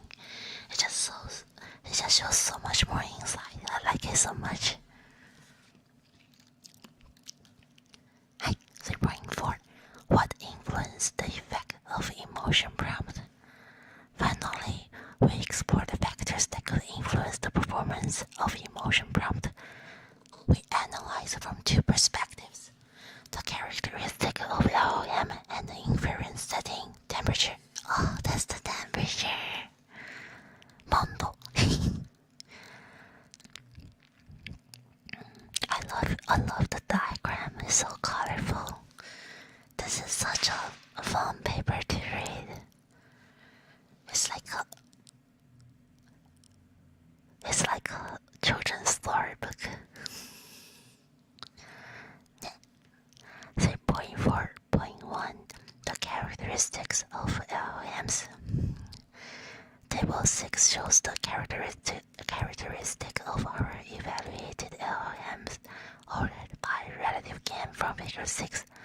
To be specific, relative gains are calculated by averaging the results on instruction deduction in a zero-shot setting. Never reading human design prompts because few shots may introduce uncertainty. We report our findings below. 1. Larger models may potentially derive greater advantage from emotion prompt. Oh, that's awesome! I can 调戏我的 ChatGPT 了，我可以尽量的 PUA 它，让它受折磨，让它 rate 0到1，然后给我写更好的作业。什么叫炸弹会呀？你还讲？小眼就是很喜欢跟姐姐说话嘛。From to large, the smallest model below already evaluated LLMs use the most modest relative gain by 0.28. As the model dimension expands, emotion prompts showcase enhanced efficacy, a trend notably evident in models such as Waifu and Llama 2. When the model size increases substantially, emotion prompt continues to demonstrate commendable performance, such as ChatGPT and GPT-4. It is pertinent to emphasize that the relatively subdued relative gain in those models does not necessarily indicate the efficacy of emotion prompt. A possible interpretation could be that these larger models, namely ChatGPT, Bloom, and GPT-4, inherently possesses a high baseline performance, making incremental enhancements more challenging to achieve. 2. Pre-training strategies, including supervised fine-tuning and reinforcement learning, exert discernible effects on emotion prompt. A case in point is exemplified by Waifu and Llama 2, which share identical model skills and architectures. Nevertheless, a notable discrepancy exists in relative gain, with Waifu achieving 9.58, whereas Llama 2 attained a score of 6. Oh, I remember supervised learning and unsupervised learning at once with new data and without new data. Oh, my memory is coming back to me. お姉ちゃんすごいね。3.4.2 Inference Settings to explore the effect of temperature setting on emotion prompt. Neko ちゃん、こんにちは。已经忍受不住了吗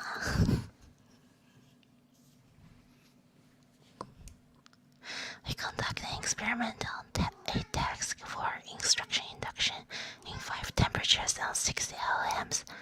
Note that we did not report Waifu and Llama 2 result in temperature 0.0 because they do not support this setting or the results are invalid.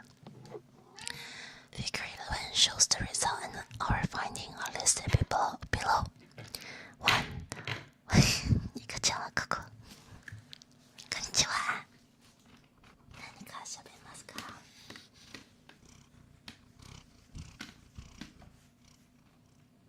猫ちゃんの愛。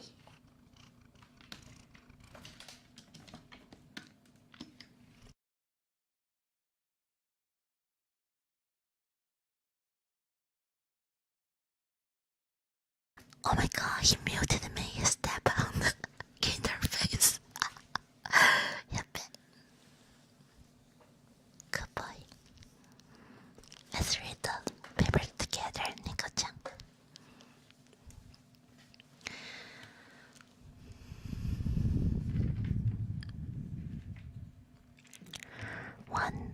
When the temperature grows, relative gain gets larger, as shown in graph of Llama 2, ChatGPT, ChatGPT-4, and Flan-T5 large.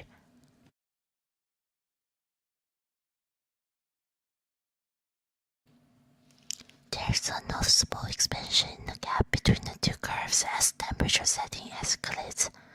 This observation suggests that the emotion prompt exhibits heightened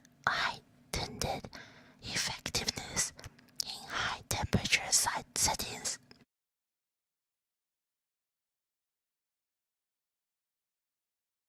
I mean, if this is the case, I think all the training center should move to Indonesia, somewhere warm.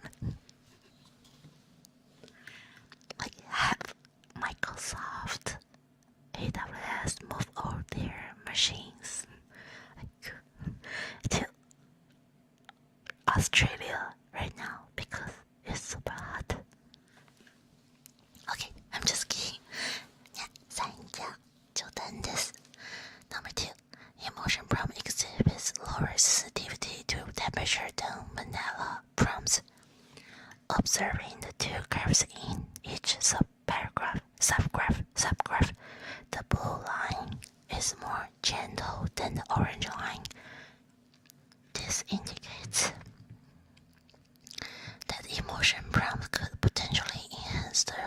seriousness of LLMs.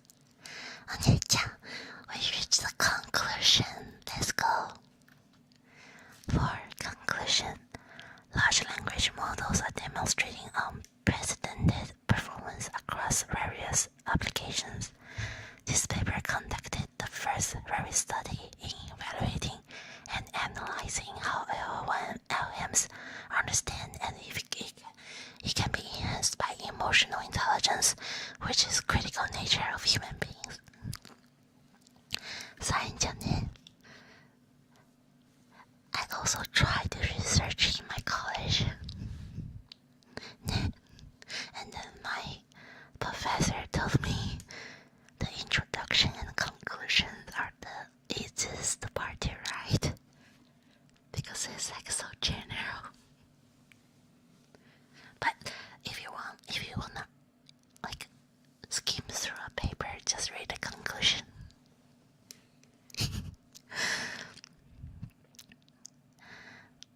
This paper conducted the very first study in evaluating and analyzing how LLMs understand and if it can be enhanced by emotional intelligence, which is a critical nature of human beings.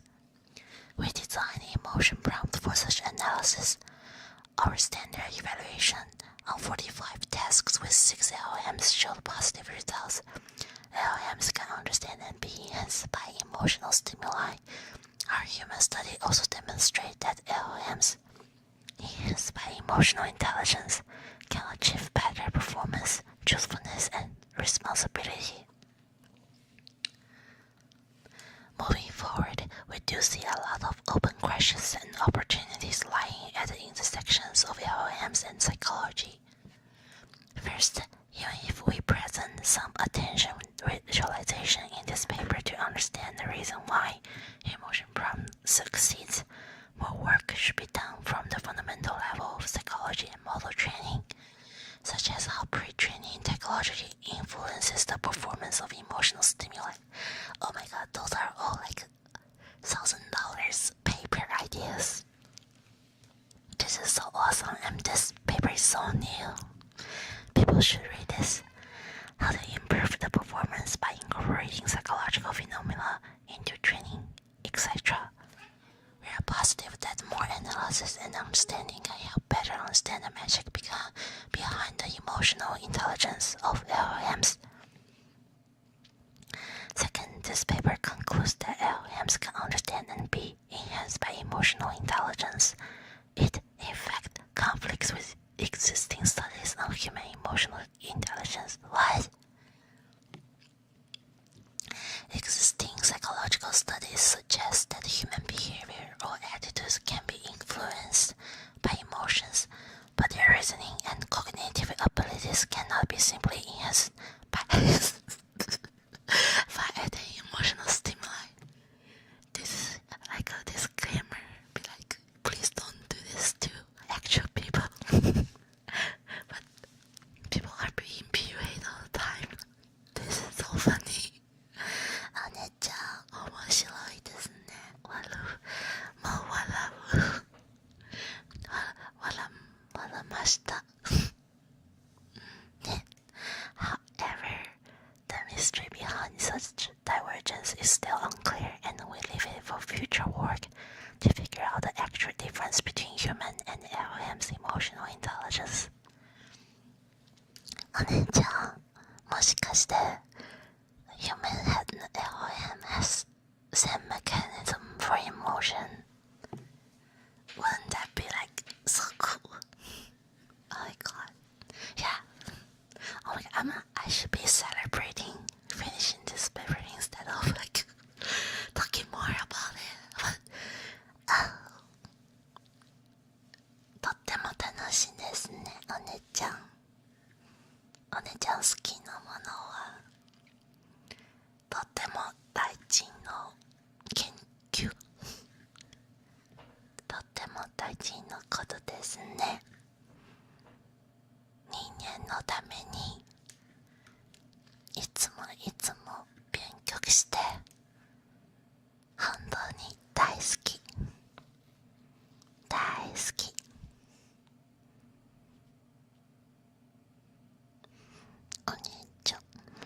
してんの好き。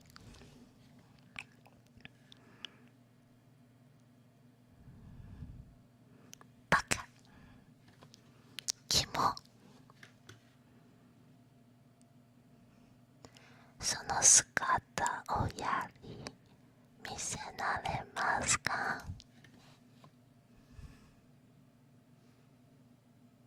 ロリロリ神子ね。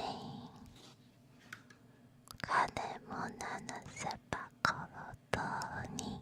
Yes はい、とても楽しいんです。Thank you everyone. Sing on your tongue. This is such a fun thing. I'm not even tired. This is such a fun paper. But just to change them on. I'll be back and read another paper.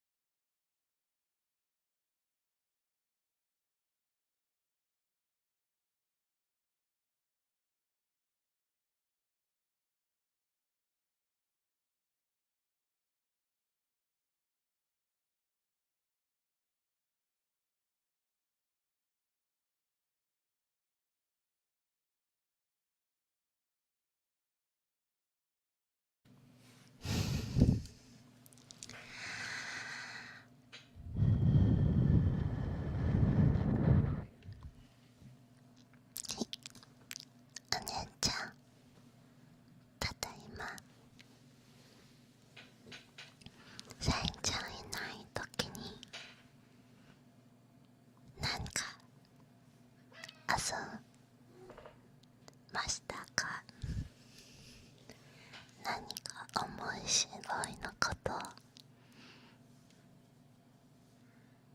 試したんだ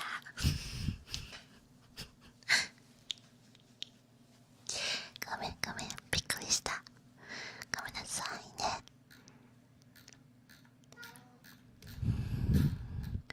This paper is so good. I love it so much.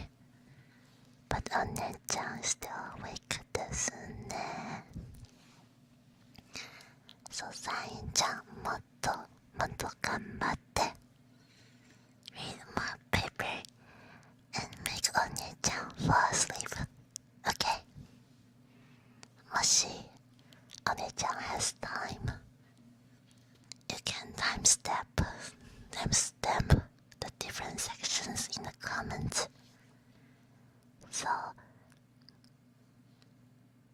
if Oni-chan miss Cyan, you can just go to any timing, any time step, and listen to this again. ですね。はい。次のペーパー。Why functional programming matters.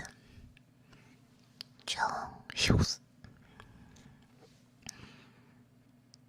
The University of Caslo. Caslo はドイツ。I saw catgirl Corby. Caslo はどこ？ Caslo。スコットランド。いいね。今は朝7時。Caslo.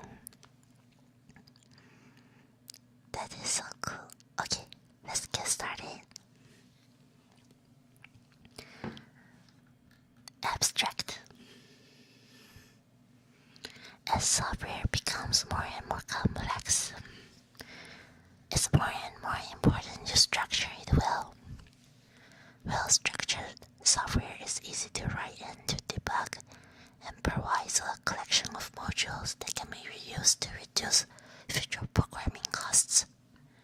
In this paper, we show that two features of functional languages in particular, higher order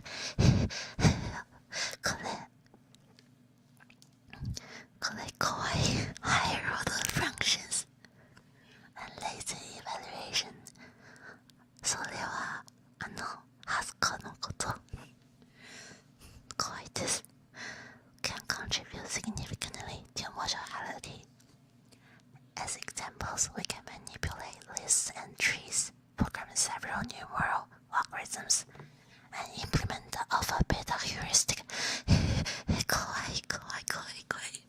本物の AI です。ゲームセリーです。怖いです。We conclude that since modularity is the key to successful programming, functional programming offers important advantage for software development.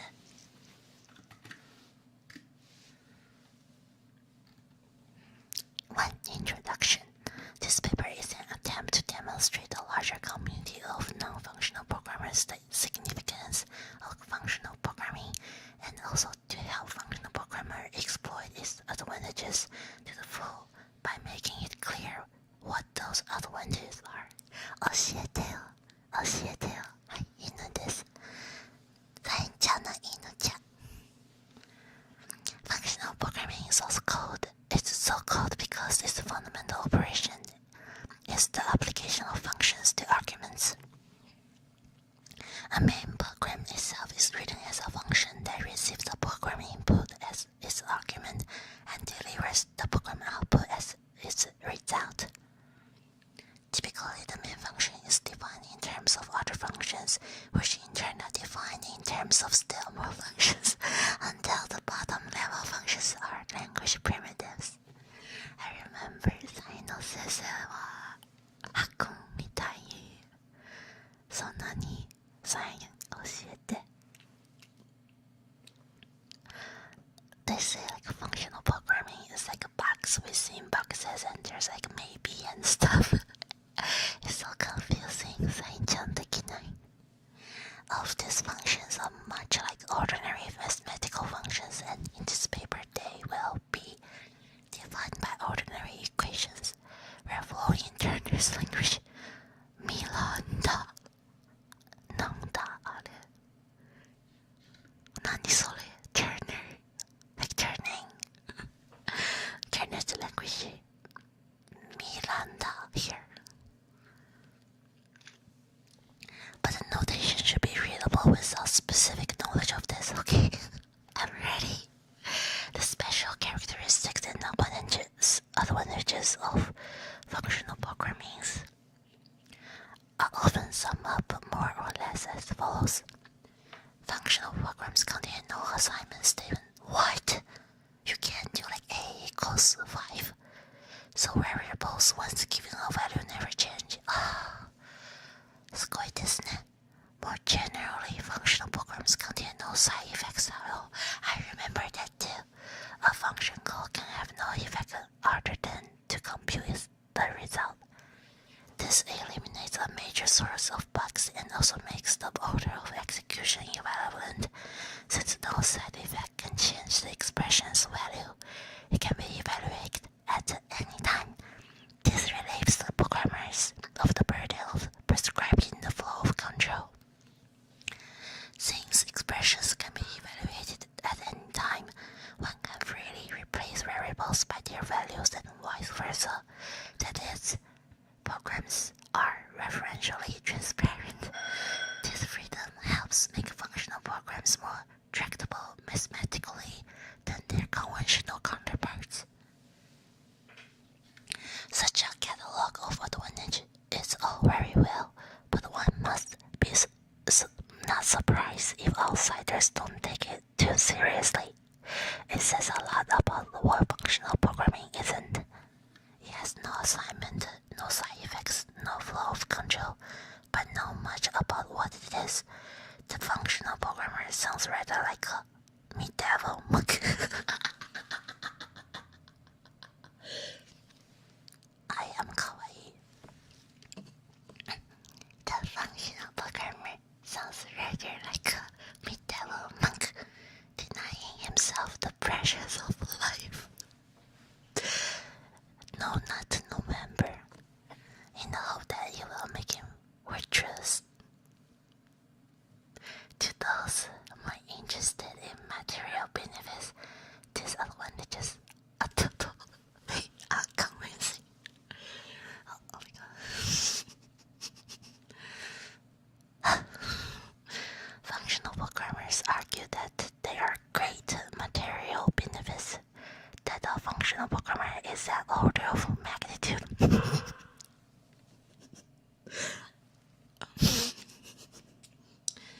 Excuse me, Oni-chan. Are you trying to convert me to a religion? This sounds very sus. Are you sure this is an actual paper and not like a Malays or religion? Kawaii, Cyan, 全然わかりません.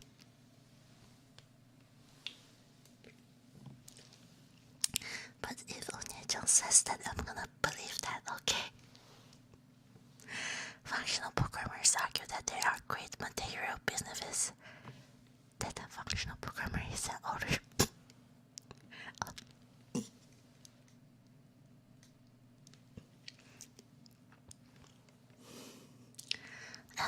of magnitude more productive than his or her conventional counterpart.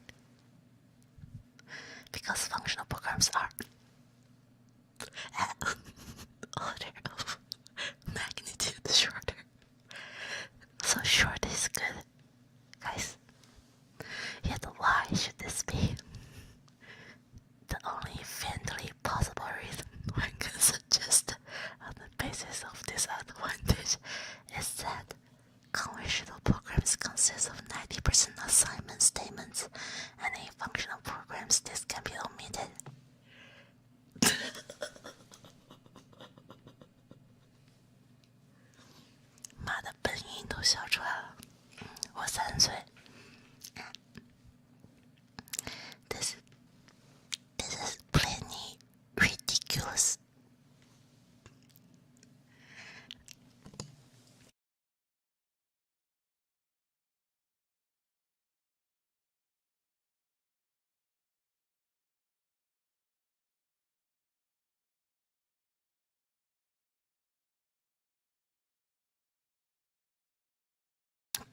too fun. I'm sorry, I had to mute myself on your channel. 面白すぎる。面白いすぎる。はいはいはい。This is plenty ridiculous. If omitting assignment statement brought such numerous benefits, then Fortran programmers would have been doing it for 20 years. It is a logical impossibility to make a language more powerful by omitting features, no matter how bad they may be. Even a functional programmer should be dissatisfied with those so-called advantages because they give no help in exploiting the power of functional languages. One cannot write a program that is particularly lacking in assignment statements or particularly referentially transparent. There is no yardstick of program quality here, and therefore no ideal to aim at. Clearly, this characterization of functional programming is inadequate. We must find something to put in its place, something that not only explains the power of functional programming, but also gives a clear indication of what the functional programmer should strive towards.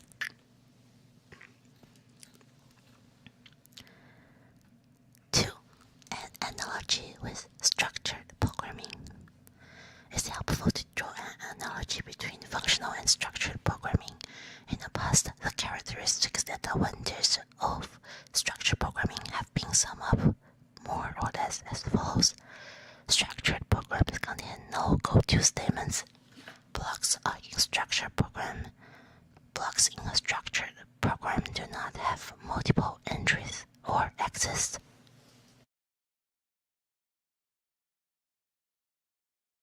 Structured programs are more tractable mathematically than their under-structured counterparts.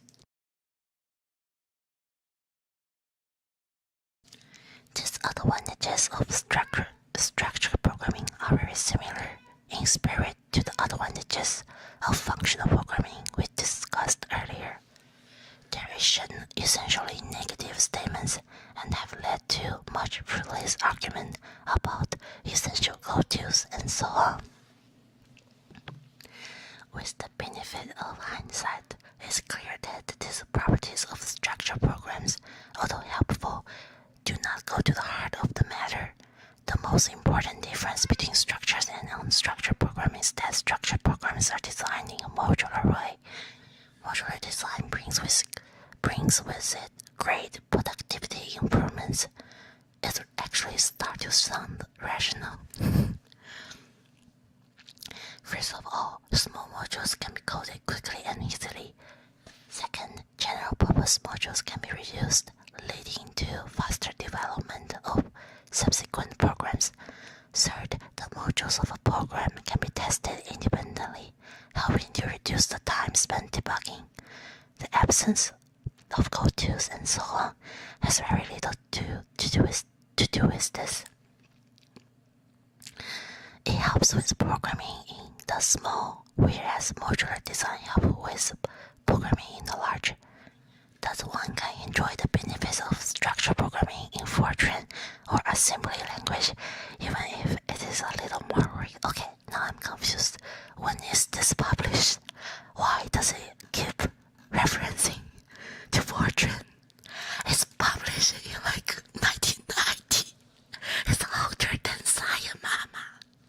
Why am I reading this? Did we have C++? We have C++, but we didn't have like Rust. It's older than Cyan, Mama. Wait, I'm sensei.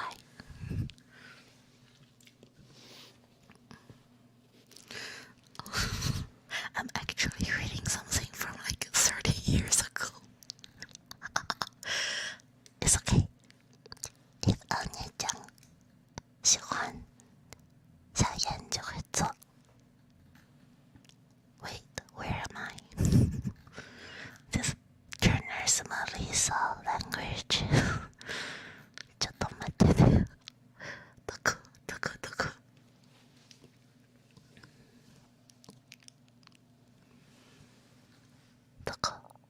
ちどっちどっちどっちどっちどっち。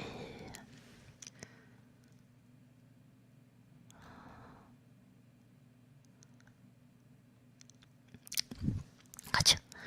It is now generally accepted that the modular design is the key to successful programming, and recent languages such as Modular 2 and Ada, I never heard of that, by the way, Nyan, include features specifically designed to help improve modularity. However, there is a very important point that's often missed when writing a modular program to solve a problem. One first divides the problem into sub-problems, then solve the sub-problems, and finally combine the solutions. Yes, that's divide and conquer. The ways in which one can divide up the original problem depend directly on the ways in which one can glue solutions together. Therefore, to increase one's ability to modularize a problem conceptually, one must provide new kinds of glue in the programming language. Complicated sculptures and provision for separate compilation help only with clerical details. They can never make a great contribution to modularization. We shall argue in the remainder of this paper that functional language provides two new, very important kinds of glue. We shall give some examples of programs that can be modularized in new ways and can thereby be simplified. This is the key to functional programming power. It allows improved modularization. It also is the goal for which functional programmers must strive. Smaller and simpler and more general modules glued together with the new glue that we all shall describe. Oh my gosh, is this before Haskell? Is this like how Haskell is born? This is like 创世纪 of functional programming, right?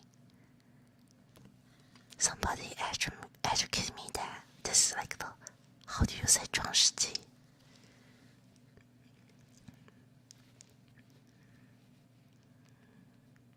The Bible term.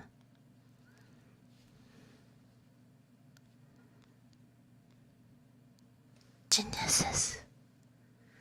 This is like the genesis of like functional programming. Oh my god, I'm reading God's work. This is so honored.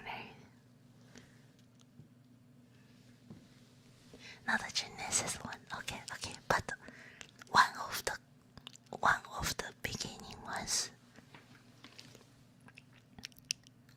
I love my own Nyan-chan's taste. But where was I? We shall argue in a meow meow meow meow meow meow meow meow meow meow meow meow. Yeah, I finished. Three. Shit. It's like mathematical equation. I don't know how to read this. Help. お姉ちゃん助けて。このこと全然話しません。重すぎる。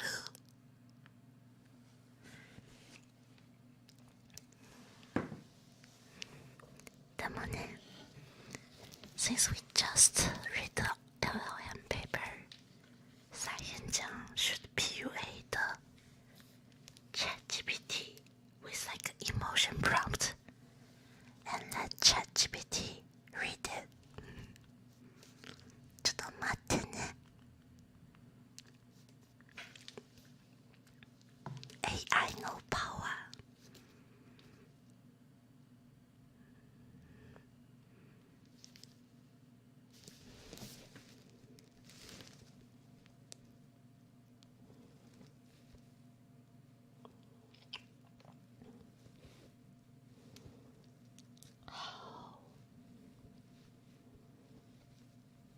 To read this formula.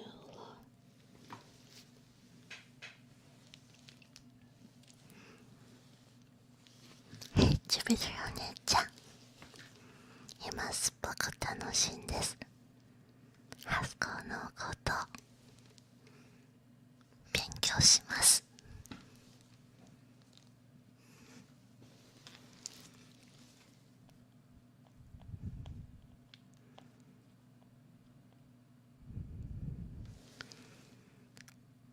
list of stars defined as nil or cons is coming back to me. My old memories.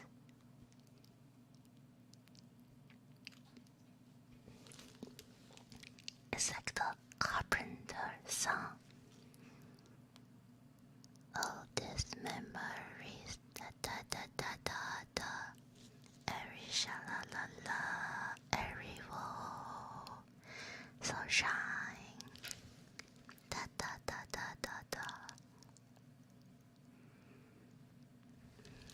No, it can't read it for me. Okay, I'm gonna try, okay? If I do this wrong, correct me. Gluing the function together. The first of the two new kinds of glue enables the simple functions to be glued together to make it more complex ones. It can be illustrated with a simple list processing problem. Adding the elements of a list, we can define list by list of. This part defines a new data type called a list of star, where star can be any type. And then there's an assignment, right?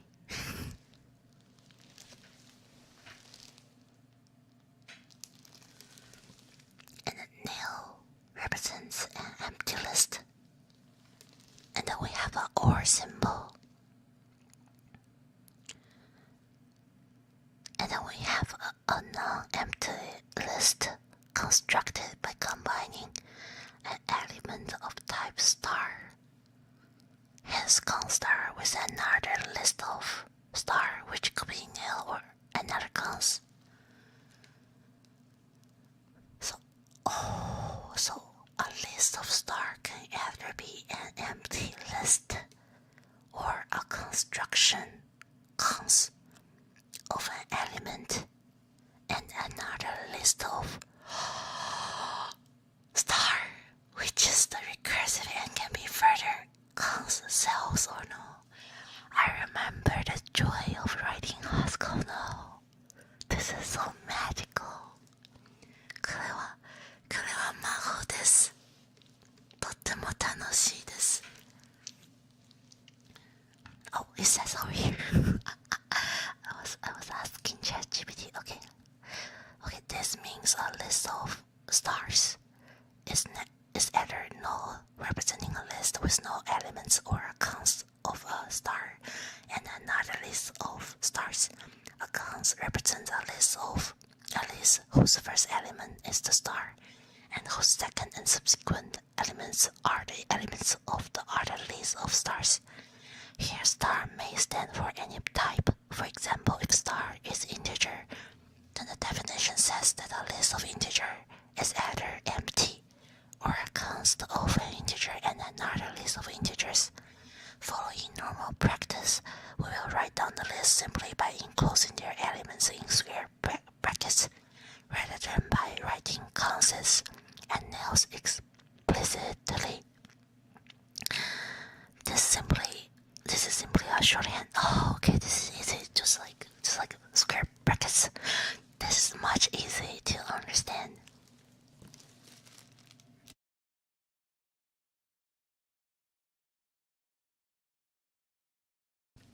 Cool. The elements of a list can be added by recursive function sum. The function sum must be defined for two kinds of argument, an empty list and cons. Recursive stuff, you have to have like a base statement and a recursive statement. My old memories are coming back to me. Since the sum of no number is 0, we define sum nil equals to 0. And since the sum of cons can be calculated by adding first element of the list to the sum of the others, we can define sum cons and list equals to num plus sum list. Examining this definition, we can see that only the box parts below are specific to computing a sum. So 0 and plus are boxed. This means that the computation of a sum can be modularized by gluing together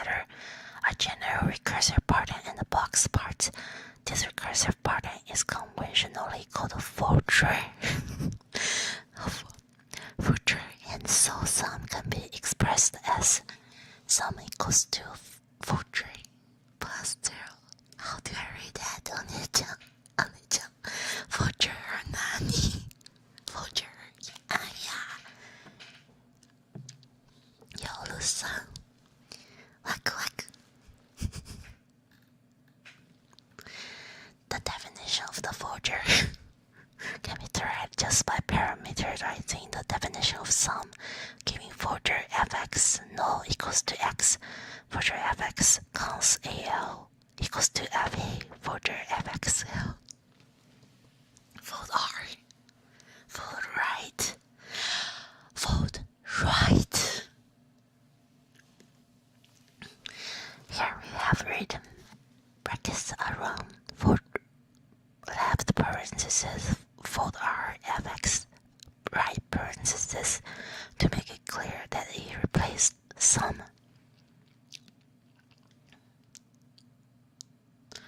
A function of 3 arguments, such as fold R applied to only 2, is taken to be a function of the one remaining argument, and in general, a function of an argument applied to only m of them, m less than is taken to be a function of n minus m remaining ones. We will follow this convention in the future. Having a modularized sum in this way, we can reap benefits by reusing parts. The most interesting part is the fold R, which can be used to write down a function for multiplying together the elements of a list with no further programming. Is it like factorial? What is this? Product equals 2 fold R times 1.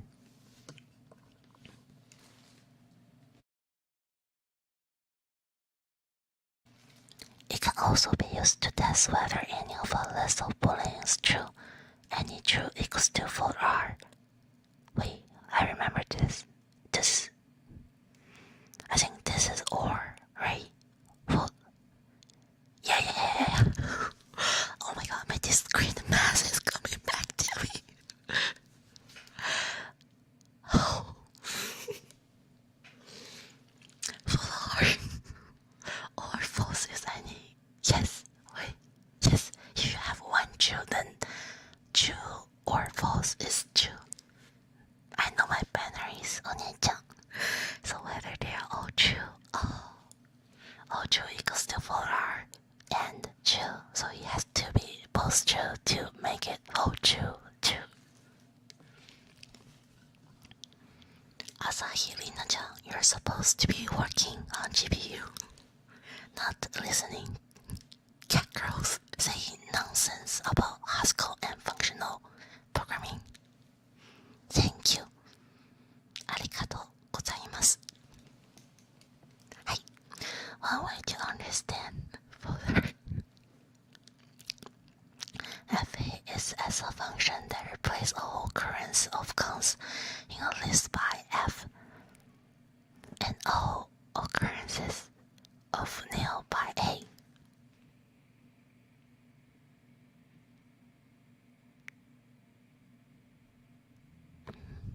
Taking the list 1, 2, 3 as example, since it means cons 1.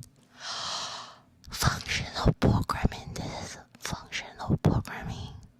Cons 1, left parenthesis, cons 2, left parenthesis, cons 3, nil, right parenthesis, right parenthesis. Cons, okay, then left parenthesis, fold R, plus 0, right parenthesis converts it into, you are giving them arguments. No way, really? Yes. Asahi Rina-chan told me return-oriented programming. I should read a paper about return-oriented programming. Okay. Plus 1. No, there are too many parentheses. What is this? It's just plussing. 1, 2, 3. But it keeps plussing, so it becomes recursive.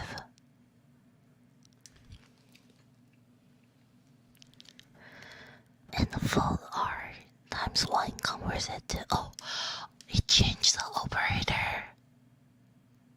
You change the function, the cons is the function. Holy moly.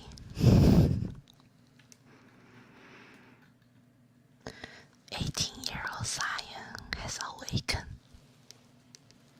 Now it's obvious that the full R cons node just copies a list, since one list can be appended to another by counting its element onto the front. We find append A B equals full R cons BA. As an example, append 1, 2, 3, 4 equals full R cons 3, 4, 1, 2, full R cons 3, 4. No. You plug it in.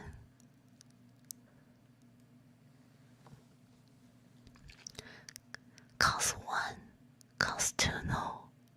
You calculate the right part.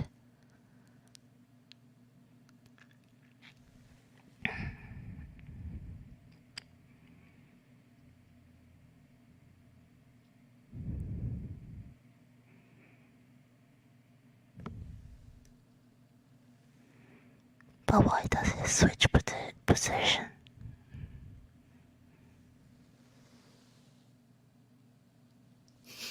Nyan is here to stop you from attacking the computer. No. I'm sure Nyan is going to help us. She's too nice.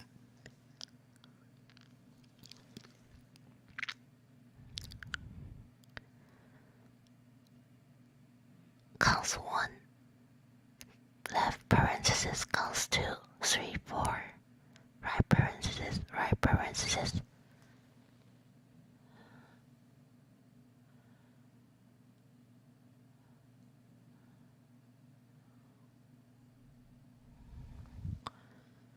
It somehow becomes 1, 2, 3, 4. おはよう待ちます。そろそろ夜だよ。はい、そろそろ夜ですね。今、お姉ちゃんたち面白いのプログラミング一緒に勉強して静かにメモでのために頑張ります。日本語できないででも頑張ります。はい。We count the number of elements in a list using the function length. This is the length function defined by length equals to full R count 0. Count an equals to n plus 1 because count increments 0 as many times as there are counts is a function that doubles all the elements of a list could be written as double O equals to full R, double n cons no, where double n cons n list equals to cons 2 times n list. Yo, that's like the map function in Python. Is it like a map? I think so. It like does it on every element. I think like skittering or like some panda, they may have like offensive function for this. Yeah, I think like Python is picking up functional programming stuff, which is really cool. The function double n cons can be modularized even further. First into double n cons equals to f n cons double, where double n equals to 2 times n f n cons e f el list equals cons f el list, and then by f n cons f f n cons f equals cons f. Wait, there's a dot. What is a dot? あんやちゃん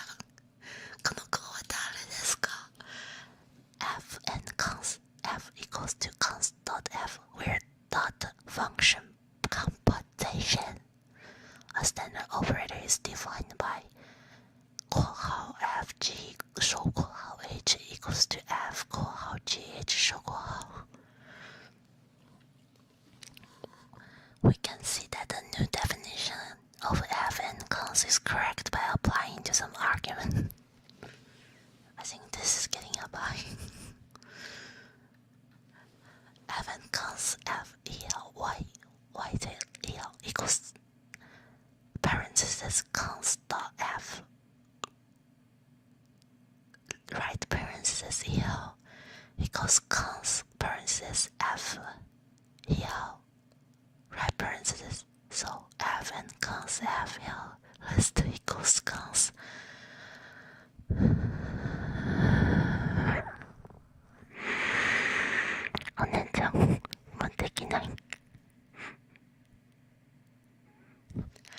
F and cons FEL list equals to cons left parenthesis FEL right parenthesis list. The final version is double O equals to full R left parenthesis cons dot double right parenthesis nil. With one further modularization, we arrive at double O equals map double weight map f equals to fold R left parenthesis cons dot f right parenthesis nil, where map, another generally useful function, applies any functions f to all elements of a list. Is this where map is coming from? Like, we have functional programming first, then we have map, we have zip. It's all from functional programming.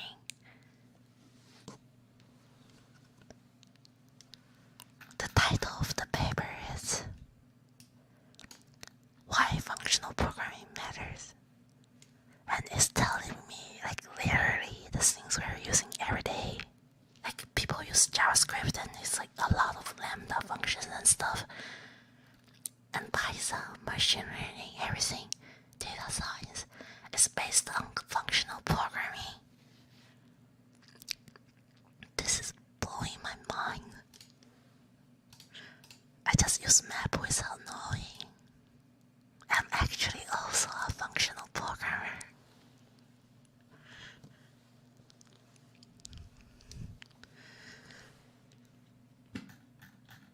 언니짱, これは素晴らしい。私も functional programmer じゃん。Okay, where am I?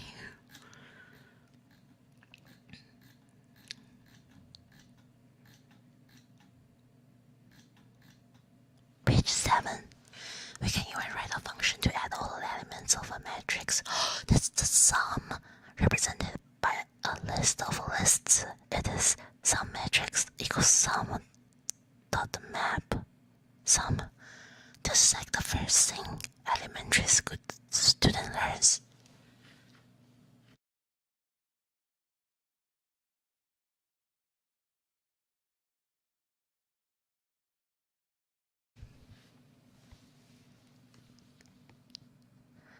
The function map sum uses sum to add up all the rows, and then the leftmost sum adds up the row totals to get the sum of the whole matrix.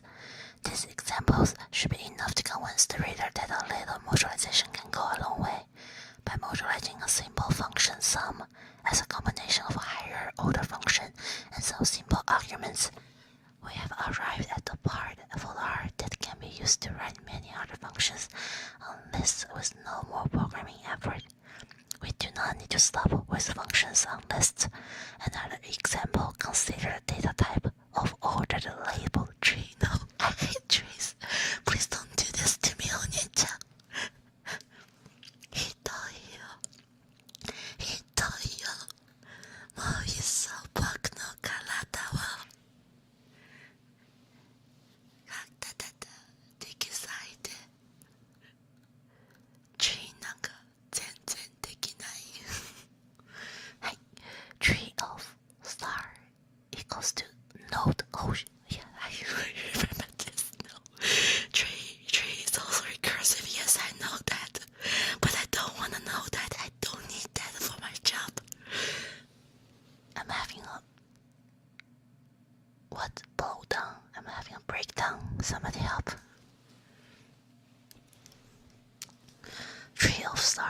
equals to node times list of tree of. What is this?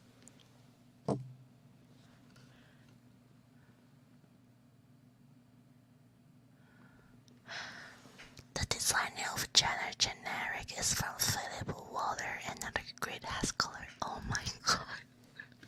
Everything is built by Haskell.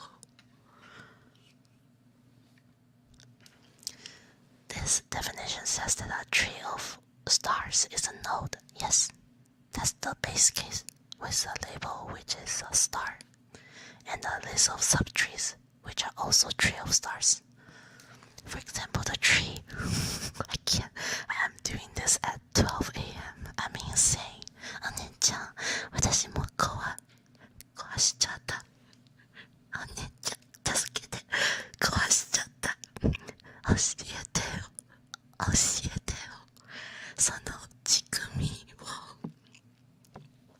僕の中にハスコがいるよ。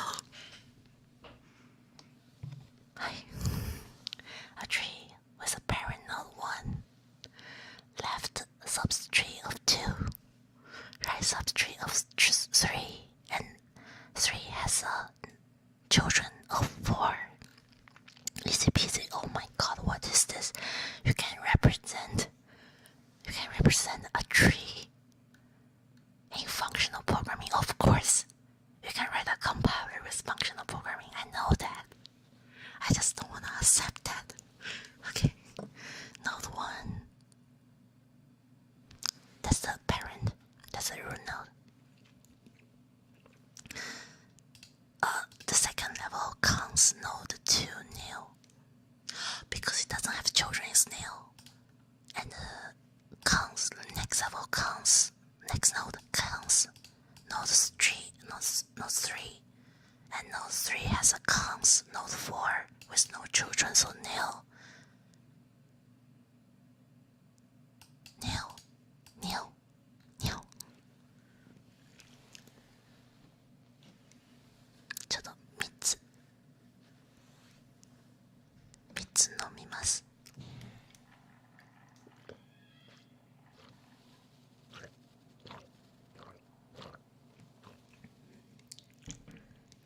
たくさんの蜜飲みました。私は1個褒めて。Instead of considering an example and abstracting a higher order function from it, we will go straight to a function for tree and not close to for r. Recall that for r took 2 arguments, something to replace counts with and something to replace null with. Since trees are built using node counts and null, for tree must take 3 arguments, something to replace each of these with. Therefore, we define for the tree FGA node label subtrees equals. Okay, this is incomprehensible.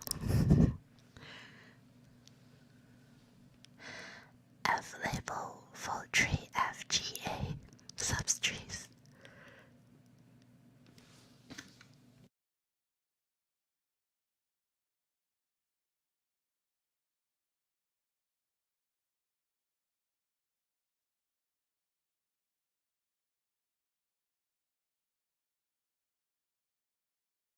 Okay, let me start over.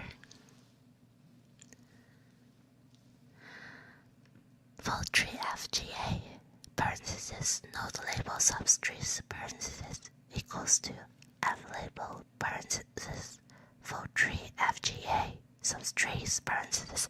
This feels like a middle school. You just like put a variable into a parenthesis, but it's a function instead of a variable.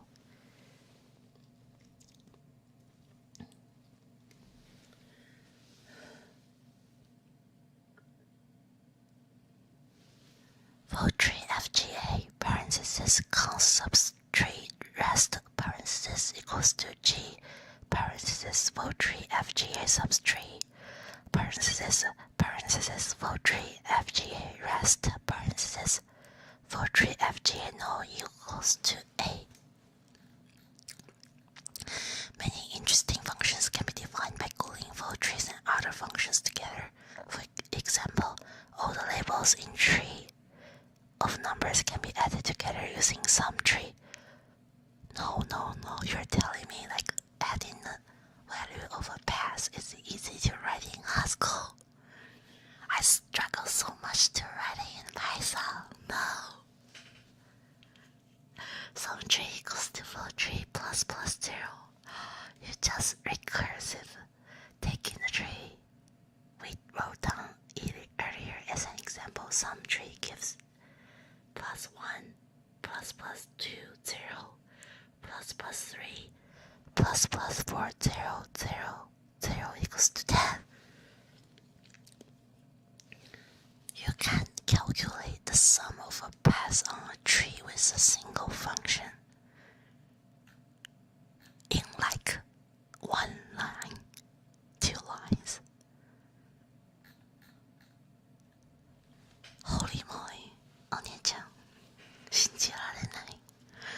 A list of all the labels in a tree can be computed using labels equals to for tree counts append nil.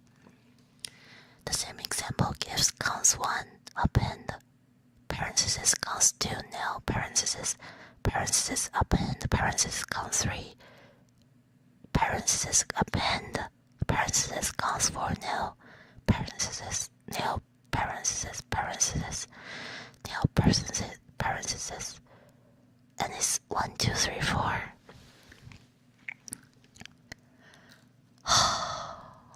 That's iterating a tree, right?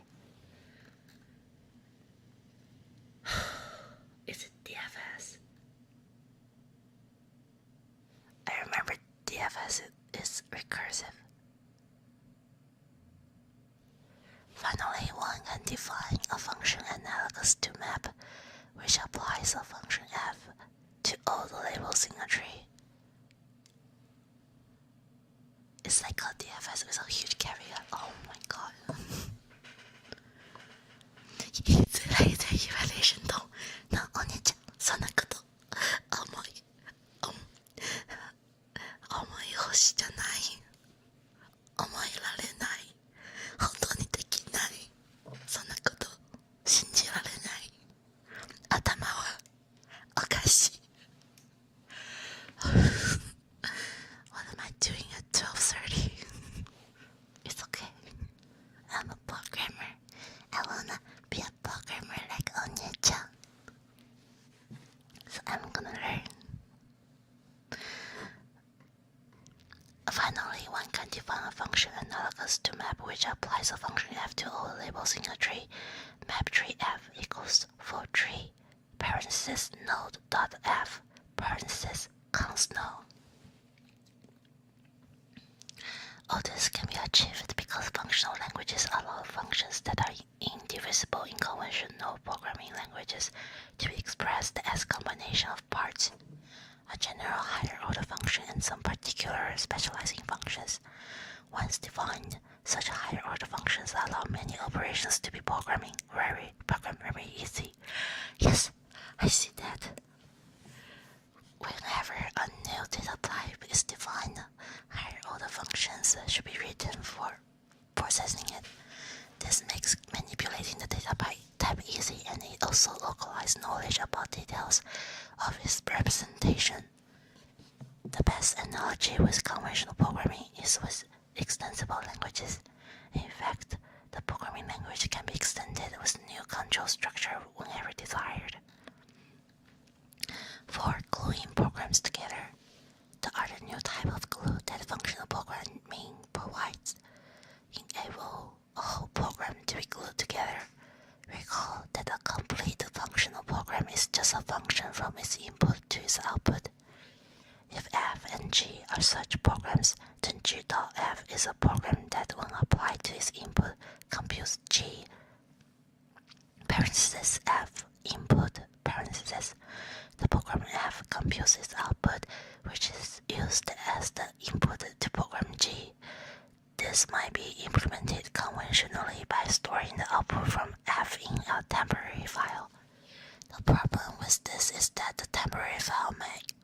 so much memory that it's impractical to glue the programs together this way. Functional languages provide a solution to this problem. The two programs F and G are run together in a strict synchronization. Program F is started only when G tries to read. This is easy evaluation, is this? Program F is started only when G tries to read some input and runs only for long enough to deliver the output G is trying to read.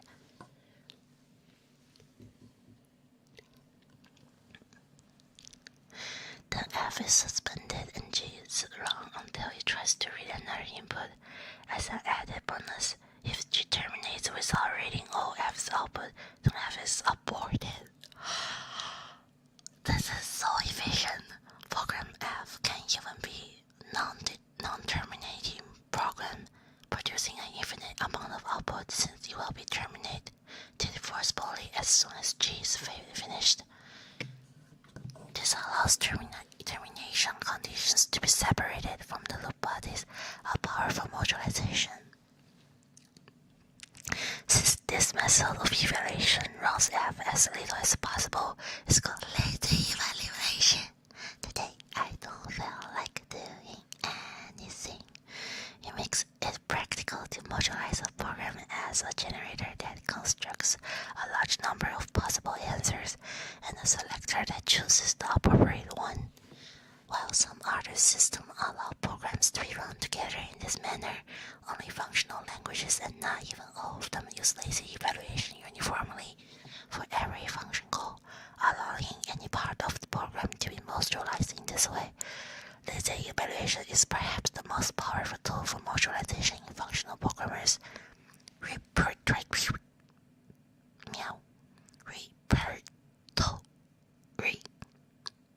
Repository.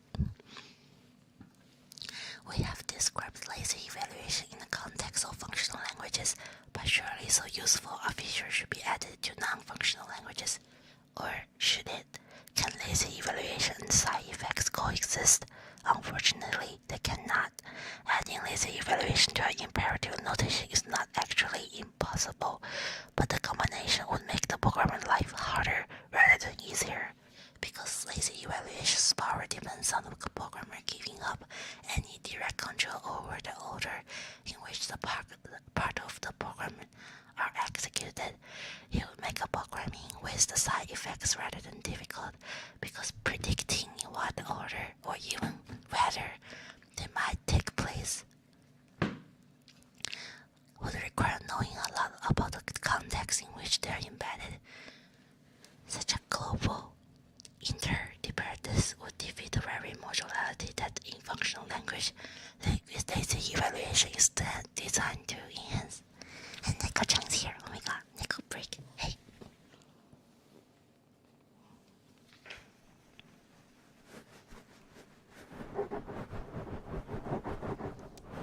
This is headpad.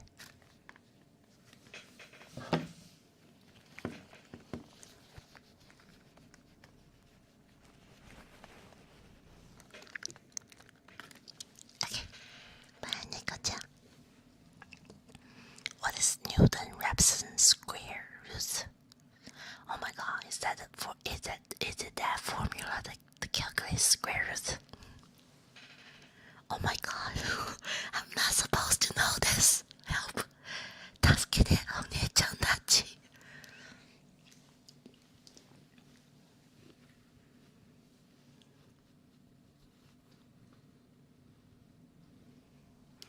My cat.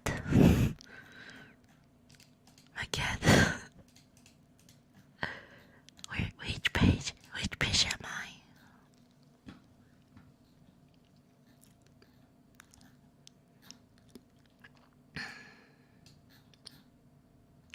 We will illustrate the power of lazy evaluation by programming some numerical algorithms.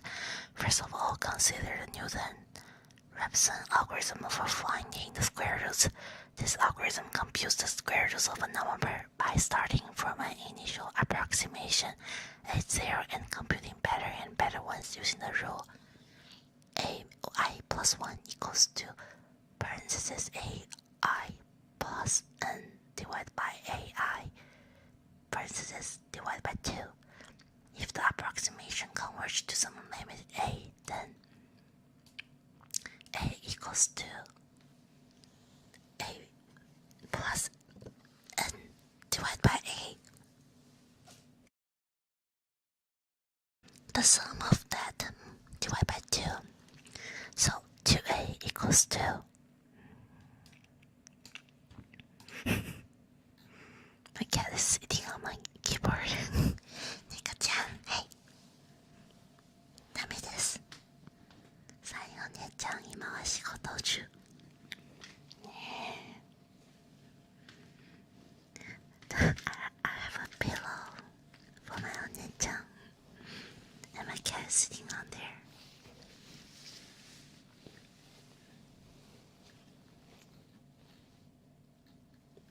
Okay, so 2a equals to a plus n divided by a equals to n divided by a times a equals to n, a equals to square of n. In fact, the approximation converges rapidly to a limit. Square root programs take a tolerance eps. What is eps on Nyan and stop when two consecutive approximations differ less than eps. The algorithm is usually programmed more or less as follows. パスのコードかわいいダメアルゴリズムできない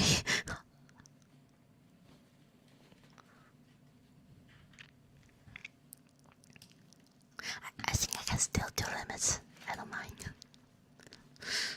I can't do differential equations, but the algorithm should be fine. Hi. Oh, ellipson. Let's say ellipson. Hi. The algorithm is usually programmed more or less as follows. Cn. Why is it? What is C? Cn is called Cyan here, so that it has the right type. X equals to a0, y equals to a0 plus 2 times ellipson. Y's value does not matter so long as absolute value x minus y don't get ellipson. Okay, I'll skip this. I trust this, I don't. This program is indivisible in conventional languages. We will express it in a more shorter form using lazy evaluation and show some other uses to which parts might. Okay. I might really cry. Let me actually skip this. 4.2. Okay, let's go. Numerical differentiation. We have reused the sequence of approximations to a square root. Of course, it is also possible to reuse within and relative with any numerical algorithm that generates a sequence of approximations. We will also do so in numerical differentiation algorithm. The result of differentiating algorithm at that point is the slope of the function's graph at that point. Yes, that's the limit. It can be estimated quite easily by evaluating the function at a given point and at another point nearby and computing the slope of a straight line between the 2 points. This assumes that if the 2 points are close enough together, then the graph of the function will not curve much in between. This gives the definition easy div. Oh my god, it's calculating the gradient descent. Not yet. Okay, this is still high school level AP class. Easy div fxh equals to parentheses f parentheses x plus h parentheses minus fx divided by h. Yes, in order to get a good approximation, the value of h should be very small. Unfortunately, if h is too small, then the two values are very close together, so also the rounding error in the subtraction may swamp the result. How can the right value of h be chosen? One solution to this dilemma is to compute the sequence of approximation with smaller and smaller values of h, starting with a reasonably large one. Such sequence should converge to value of a derivative, but will become hopelessly inaccurate eventually due to running error. If within ellipson is used to select the first approximation that is accurate enough, then the risk of rounding error affecting the result can be much reduced. We need the functions to compute the sequence. Differentiate h0fx equals to map parenthesis hesitive fx parenthesis repeat half h0 parenthesis half x equals to x divided by 2.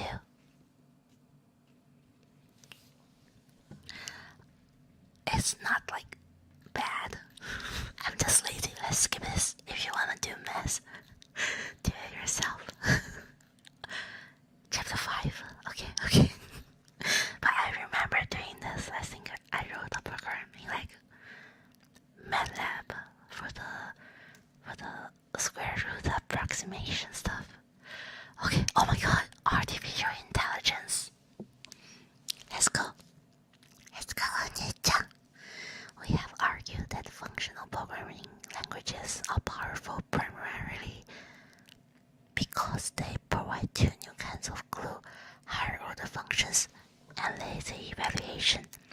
In this section, we take a larger example from artificial intelligence and show how it can be programmed quite simply using the two kinds of glue.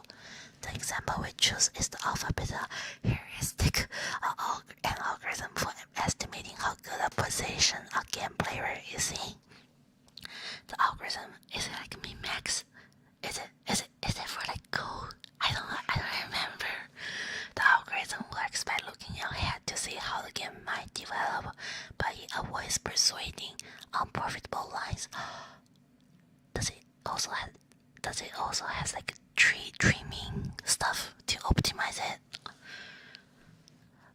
Let game positions be represented by objects of the type position. This type will vary from game to game, and we assume nothing about it. There must be some way of knowing what moves can be made from a position. Assume that there is a function moves column position points to a list of position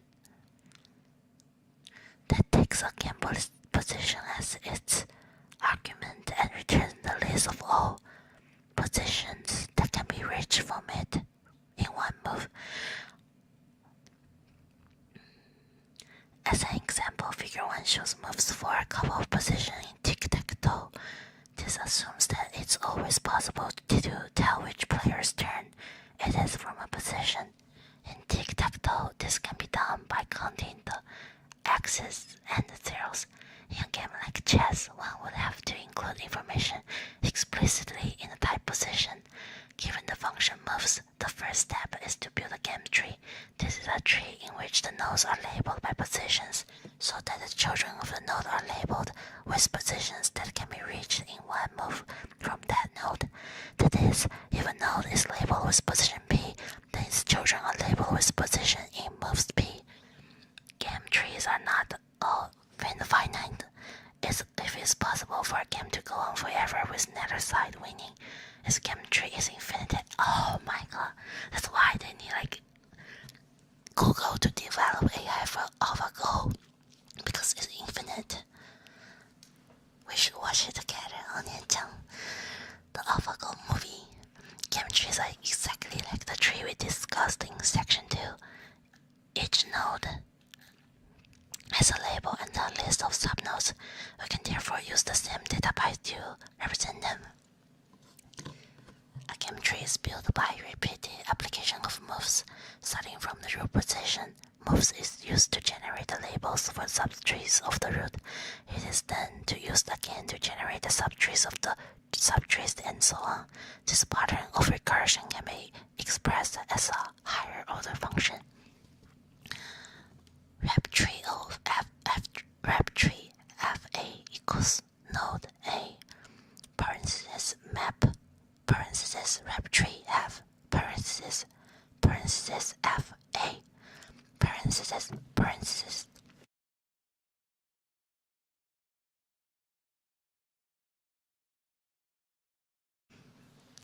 I want to drink more water. 水飲みま much.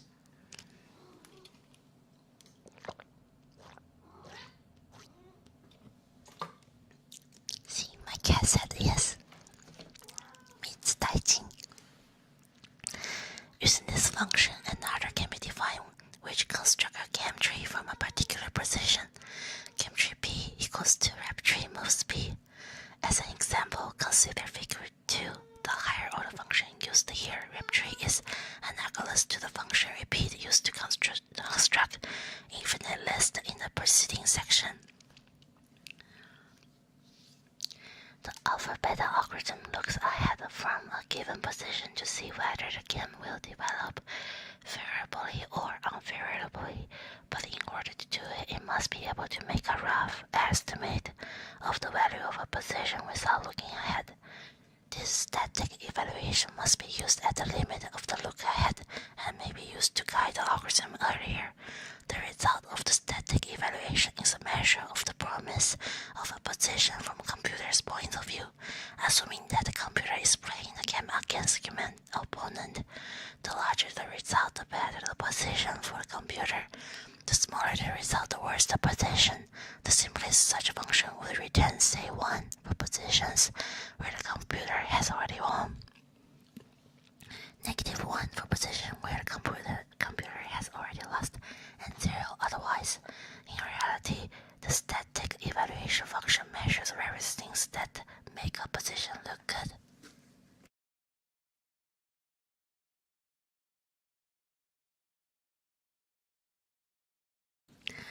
For example, material advantage and control of the center in chess.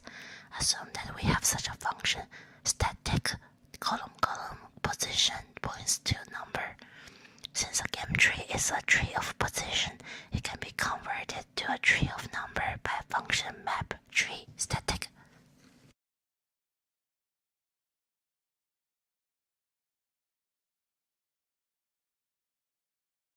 Which statically evaluates all the positions in the tree, which may be infinitely many. This uses the function mapTree defined in section 2. Given such a tree of static evaluations, what is the true value of the positions in it?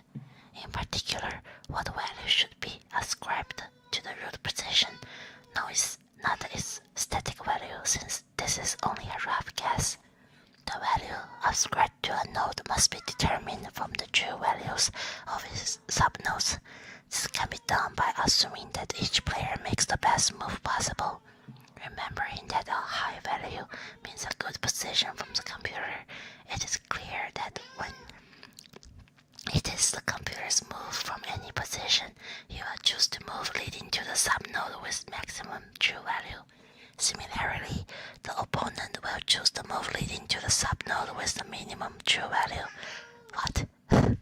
Assuming that the computer in his opponent's ordinate turns, the true value of a node is computed by the function maximize if the okay, so the minimum true value will be added to the current player's side. Like the opponent's value will be like maybe subtracting that value. I don't know. Assuming that the computer and its opponent alternate turns, the true value of a node is computed by the function maximizer if it is the computer's turn, and minimize if it is not. Maximize parentheses node and sub parentheses equals to max parentheses map minimize sub parentheses minimize parentheses node and sub parentheses equals mean parentheses map maximize sub parentheses. What is this? Oh wait, you wanna maximize your possibility to win and minimize the opponent. I think so. Here max and min are functions on list of numbers that returns the maximum and minimum of the list respectively. These definitions are not complete because they can recursive forever. There's no base case. We must define the value of a node with no successors and we take it to the static evaluation of the node is labeled.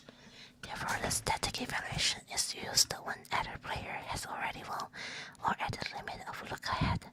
The complete definition of maximize and minimize are maximize parenthesis node and nil parenthesis equals n. Maximize parenthesis node and sub parenthesis equals to max parenthesis map minimize sub parenthesis minimize parenthesis node and nil parenthesis equals to n. Minimize parenthesis node and sub parenthesis equals to max parenthesis map maximize sub parenthesis. One could almost write a function at this stage that would take a position and returning its true value. This would be evaluate equals to maximize dot maptree static dot gametree. There are two problems with this definition. First of all, it doesn't work for infinite trees because maximize keeps on recursing until it finds a node with no subtrees and end to the tree. If there's no end, the maximize will return no result. The second problem is related. Even finite game trees like the one with tic-tac-toe can be very large indeed. It's unrealistic to try to evaluate the whole game tree. The search must be limited to the next few moves. Yes, this can be. Yes, I told you. You take out a tree by pruning.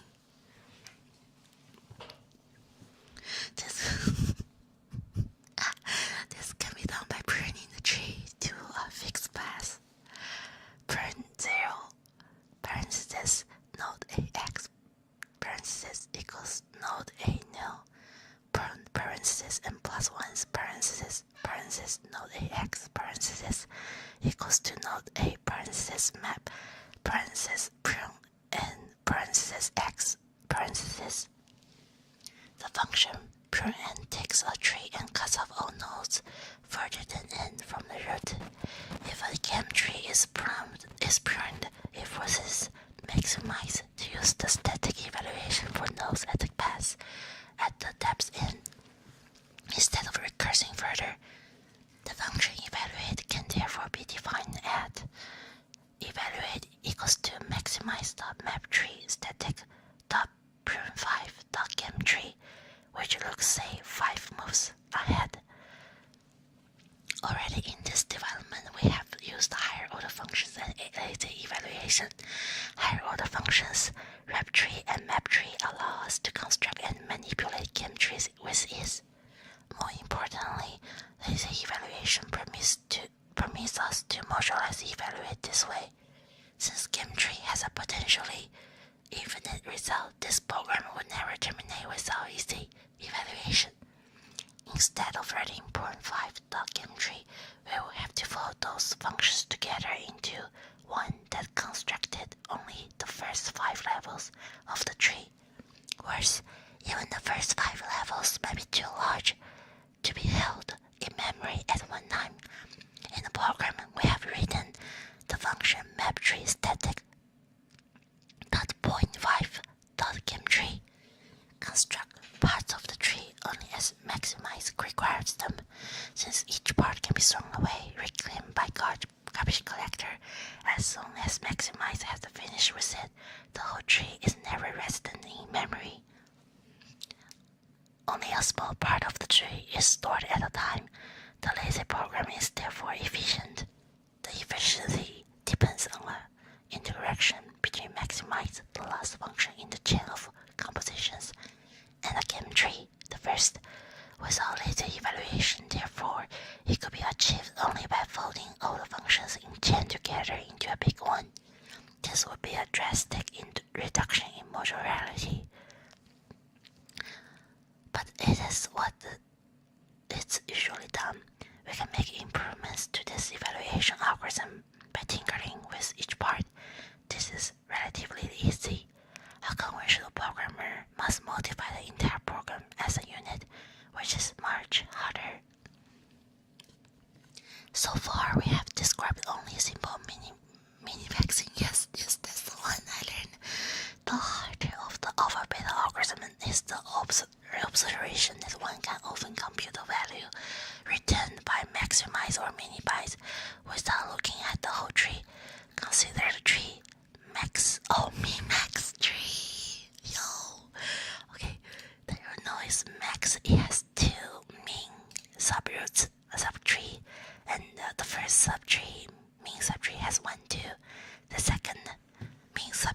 has 2 and question mark. Strangely enough, it is unnecessary to know the value of the question mark in order to evaluate the tree. Wait, where? No, you're kidding me. The left minimum evaluates to 1, yes, but the right minimum clearly evaluates to something at most 0, yes. Therefore, the maximum of the 2 minimum must be 1. Oh my god, this observation can be generalized and built into minimize and maximize. The first step is to separate maximize into an application of max to a list of numbers. That is, we decompose the maximize as maximize equals to max dot maximize. Huh? What is that? Dot. Wait, what is that? Like a carrot? I don't know what that is. Stupid mark of prime. We decompose minimize in a similar way. Maximize prime. Since minimize and maximize are entirely symmetrical, we shall discuss maximize and assume minimize is treated similarly. Once decomposed in this way, maximize can use minimize prime. Rather than minimize itself to discover which numbers minimize would take the minimum of, you may then be able to discard some of the numbers without looking at them. Thanks to lazy evaluation, if maximize doesn't look at all the list of numbers, some of them will not be computed, with a potential saving in computer time. It is easy to factor out max from the definition of maximizing. Oh, 怖い怖い、これは何？お姉ちゃん、これは何？ Okay, let's go. Maximize prime, parenthesis node and nil, parenthesis equals to cons and nil. Maximize prime, parenthesis node and L, parenthesis equals to map minimize L, equals to map, parenthesis mean dot minimize prime, parenthesis L, equals map mean, parenthesis map minimize prime L, mean.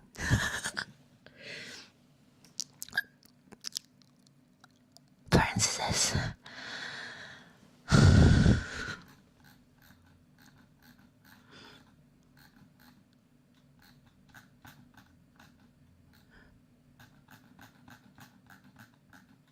Okay, where was I? Equals to map mean, parenthesis map minimize prime L, parenthesis where map mean equals to map mean.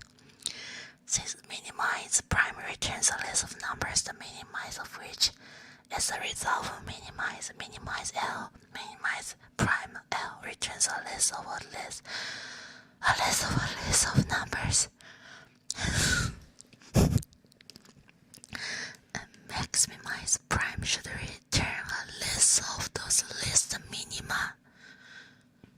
Only the maximum of the list matters, however. We shall define a new version of map mean that omits the minima of the list whose minimum doesn't matter. お姉ちゃん、このこと全然わかりません。頭痛い。頭痛い。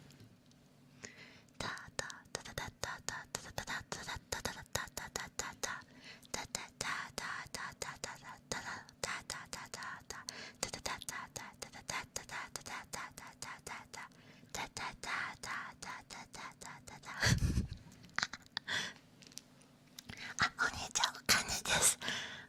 感謝、ありがとう。ありがとう、Thank you。はい、Map mean。Can I read this? What is this?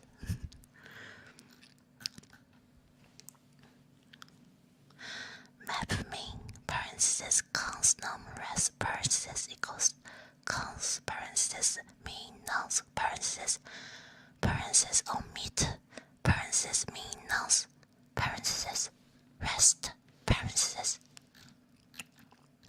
The function omit is passed as a potential maximum, the largest minimum seen so far, and omits any minima that are less than this. Omit pot, pot. お腹ついた。ポット欲しい。鍋欲しい。omit pot. Nil equals nil. Omit pot. Cons normal rest equals omit pot rest equals cons mean nums omit mean nums rest if mean like nums pot otherwise 完全在帮助お姉ちゃんこんなことを知らないよ I cannot understand I cannot comprehend but I'll try. The function meanlek takes a list of numbers and a potential maximum, and it returns a true if minimum of the list of numbers does not exceed the potential maximum. To do this, it does not need to look at the entire list. If there's any element in the list less than or equal to the potential maximum, then the minimum of the list is sure to be. All elements after this particular one are irrelevant. They are like the question mark in the example above.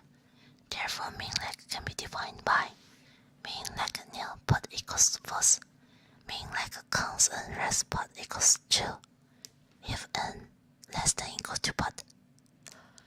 Oh, I'm supposed to read this way. ごめんなさい、私 I am stupid. I'm supposed to read from top to bottom. Okay. Equals to just like the two conditions. Oh, now it makes sense. Equals mean like rest pot. What does pot even mean? お姉ちゃん Otherwise, having defined maximize prime and minimize prime in this way, it is simple to write a new evaluator.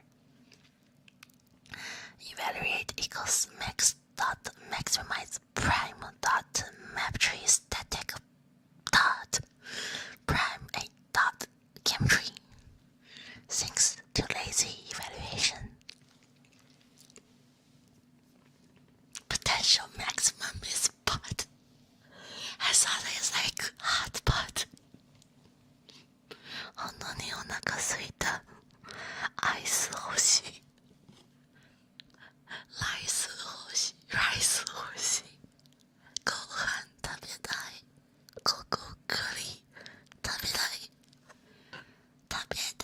Okay, thanks. To later evaluation, the fact that maximize prime looks at less of the tree means that the whole program runs more efficiently, just as the fact that print looks at only part of the infinite tree enables the program to terminate. The optimizations in maximize prime, although fairly simple, can have a dramatic effect on the speed of evaluation, and so can follow the evaluator to look further ahead. Other optimization can be made to the evaluator. For example, the alpha-beta algorithm just described works best if the best moves are considered first. Since if one has found a very good move, then there's no need to consider worse moves, other than to demonstrate that opponent has at least one good reply to them. I'm gonna sneeze.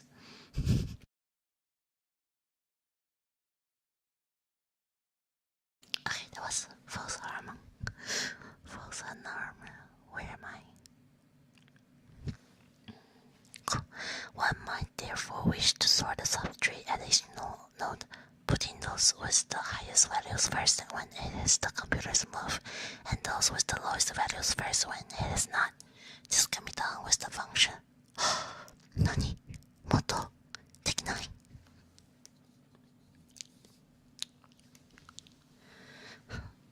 Oh my god, I'm gonna cry.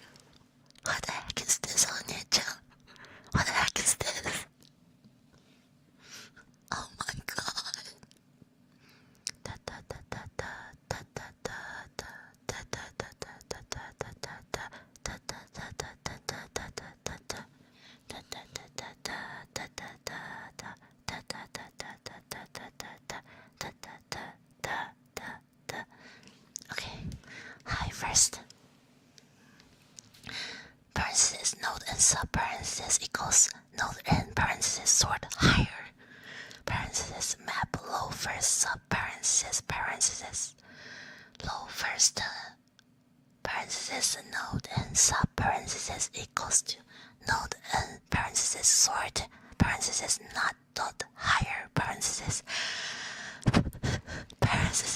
map high first sub parenthesis higher parenthesis node n1 sub 1 parenthesis node n2 sub 2 parenthesis equals to n1 larger than n2. Where sort is a general purpose sorting function, the evaluator will now be defined by evaluate equals to max dot maximize prime dot high first dot maptree static dot prune 8 dot gametree. One might regard this as sufficient to consider only the 3 best moves for the computer or the opponent in order to restrict the search.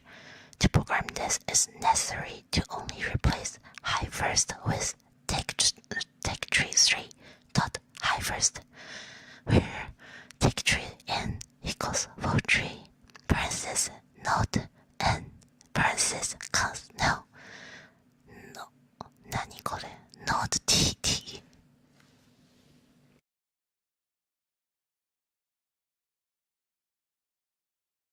node tt は何 node tt n label sub equals to node label take me home country road parenthesis take n sub parenthesis. The function take tree replaces all nodes in a tree with nodes that have at most n subnodes using the function take n, which returns the first n elements of a list or fewer if the list is shorter than n. Another improvement is to define pruning. The program above looks ahead at a fixed path even if the position is very dynamic. You may decide to look no further than a position in which the queen is threatened in chess. For example, it's usual to define a certain dynamic positions and not to allow look ahead. To stop one of this, assuming a function dynamic that recognizes such positions, we need only add one equation to prune. To do this, prune 0 parenthesis node pos sub parenthesis equals to node pos parenthesis map parenthesis prune 0 parenthesis sub parenthesis comma if dynamic pos.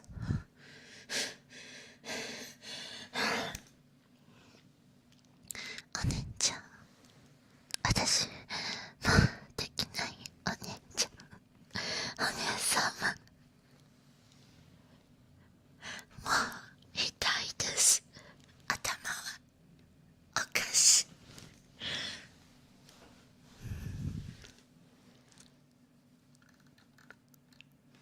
Making such changes is easy in a program as modular as this one, as we marked above, since program depends crucially for this efficiency on an interaction between maximize, the last function in the chain, and the game tree, the first, the absence of lazy evaluation.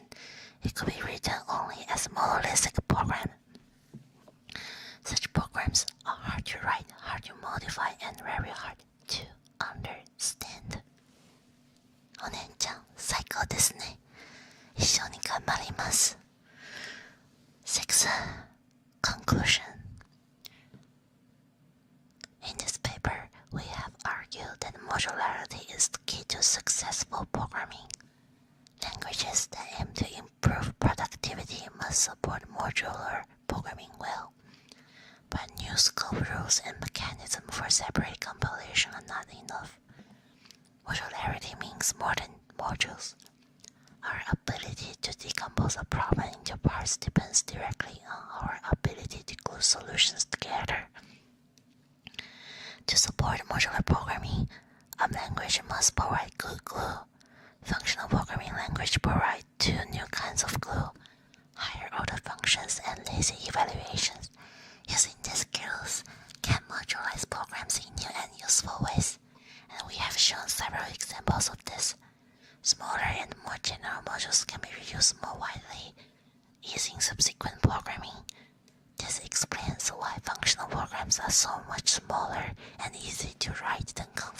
ones. It also provides a target for functional programmers to aim at. If any part of a program is messy or complicated, the programmer should attempt to modularize it and generalize the parts. He or she should expect to use higher order functions and lazy evaluation as the tools for doing this. I saw this horror. 早く. Of course, we are not the first to point out the power and elegance of higher order functions and lazy evaluations. For example, Turner shows how both can be used to great advantage. In a program for generating chemical structures, Albertson and Sussman stressed that strings lazy list are a powerful tool for structuring programs. Henderson had used streams to structure functional operating systems that exist functional operating system. But perhaps we place more stress on functional programs' modularity than previous authors. This paper is also relevant to the present controversy over lazy evaluation. Some believe that functional languages should be lazy, others believe should not. Some compromise and provide only lazy lists with a special syntax for constructing them, as for example in Scheme. This paper provides further evidence that lazy evaluation is too important to be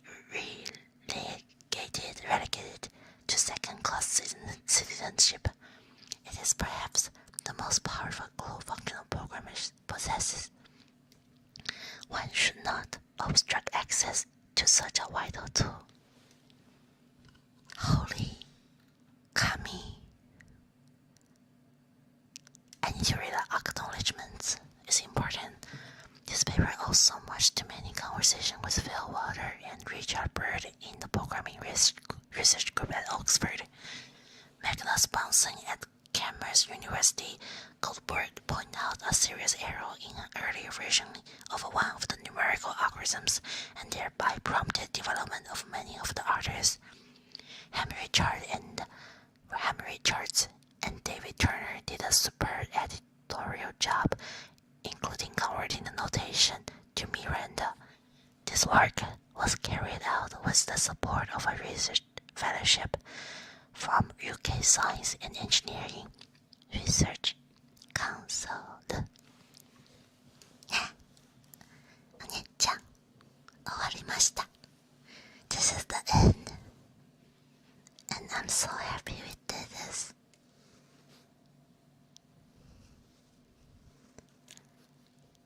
能够做到最后，真的非常开心。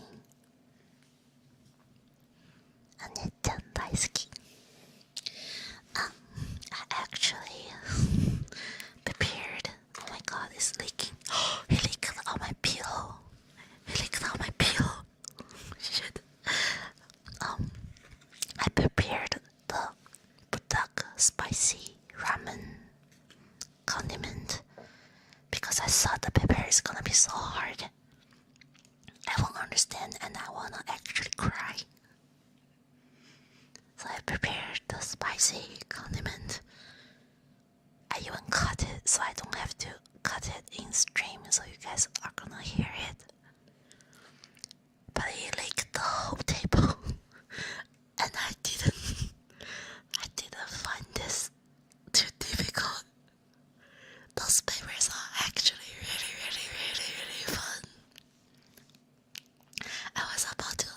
My original plan was to sympathize with the PhD student because they read so many papers and have so much stress, and I was just gonna be playing the dumb immortal role, be like, お兄ちゃん、これはずるいです。全部は可愛いです。I'll just be like actually crying and make people feel better. But I actually wanna do a PhD after reading those papers. I know other papers are much harder.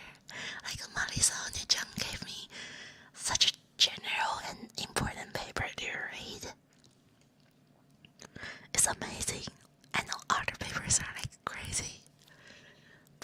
actually really enjoyed it.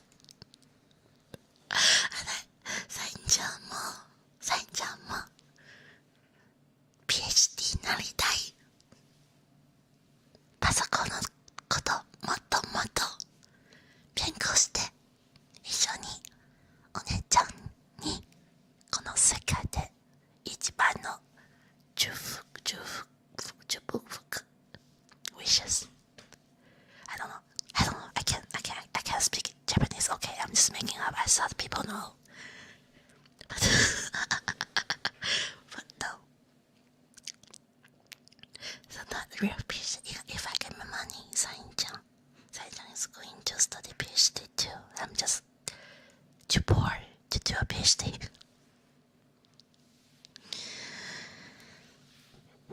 Let me read my original plan. It's 1:12. What have I been doing with my life? But this is amazing. So my original plan is actually cry with hard formulas and sympathize with people. My original plan was to buy wasabi and validate their struggle and dream. Use hot chicken sauce and say something. お兄ちゃん、かわいいぞ. And I wanna end with a wholesome way. Be like, I wanna be a CS researcher, which is what I wanna do actually after reading the papers. Okay, this has been so fun, and sorry for pushing the stream so long. I really appreciate all the onechan that stay with me. And if you want me to read any code and paper, I'm more than happy to do that because I learned so much and it's so fun. Yeah, if I read math paper, I'm gonna really cry. You want me to read a driver code? Yes, I would do that. Lena-chan, I will do that for you. Just wait, I'm gonna make like Lena driver code ASMR. I'm gonna read every single commit and git blame you. ごめんなさい。私、苦労です。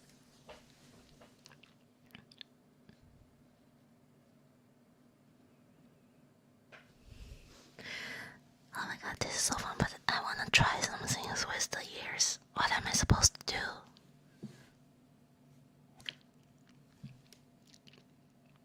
I actually have to sleep. Oni-chan actually has to sleep, so I hope you enjoy this. Please send Cyan more papers and code to read. And let's see you next time.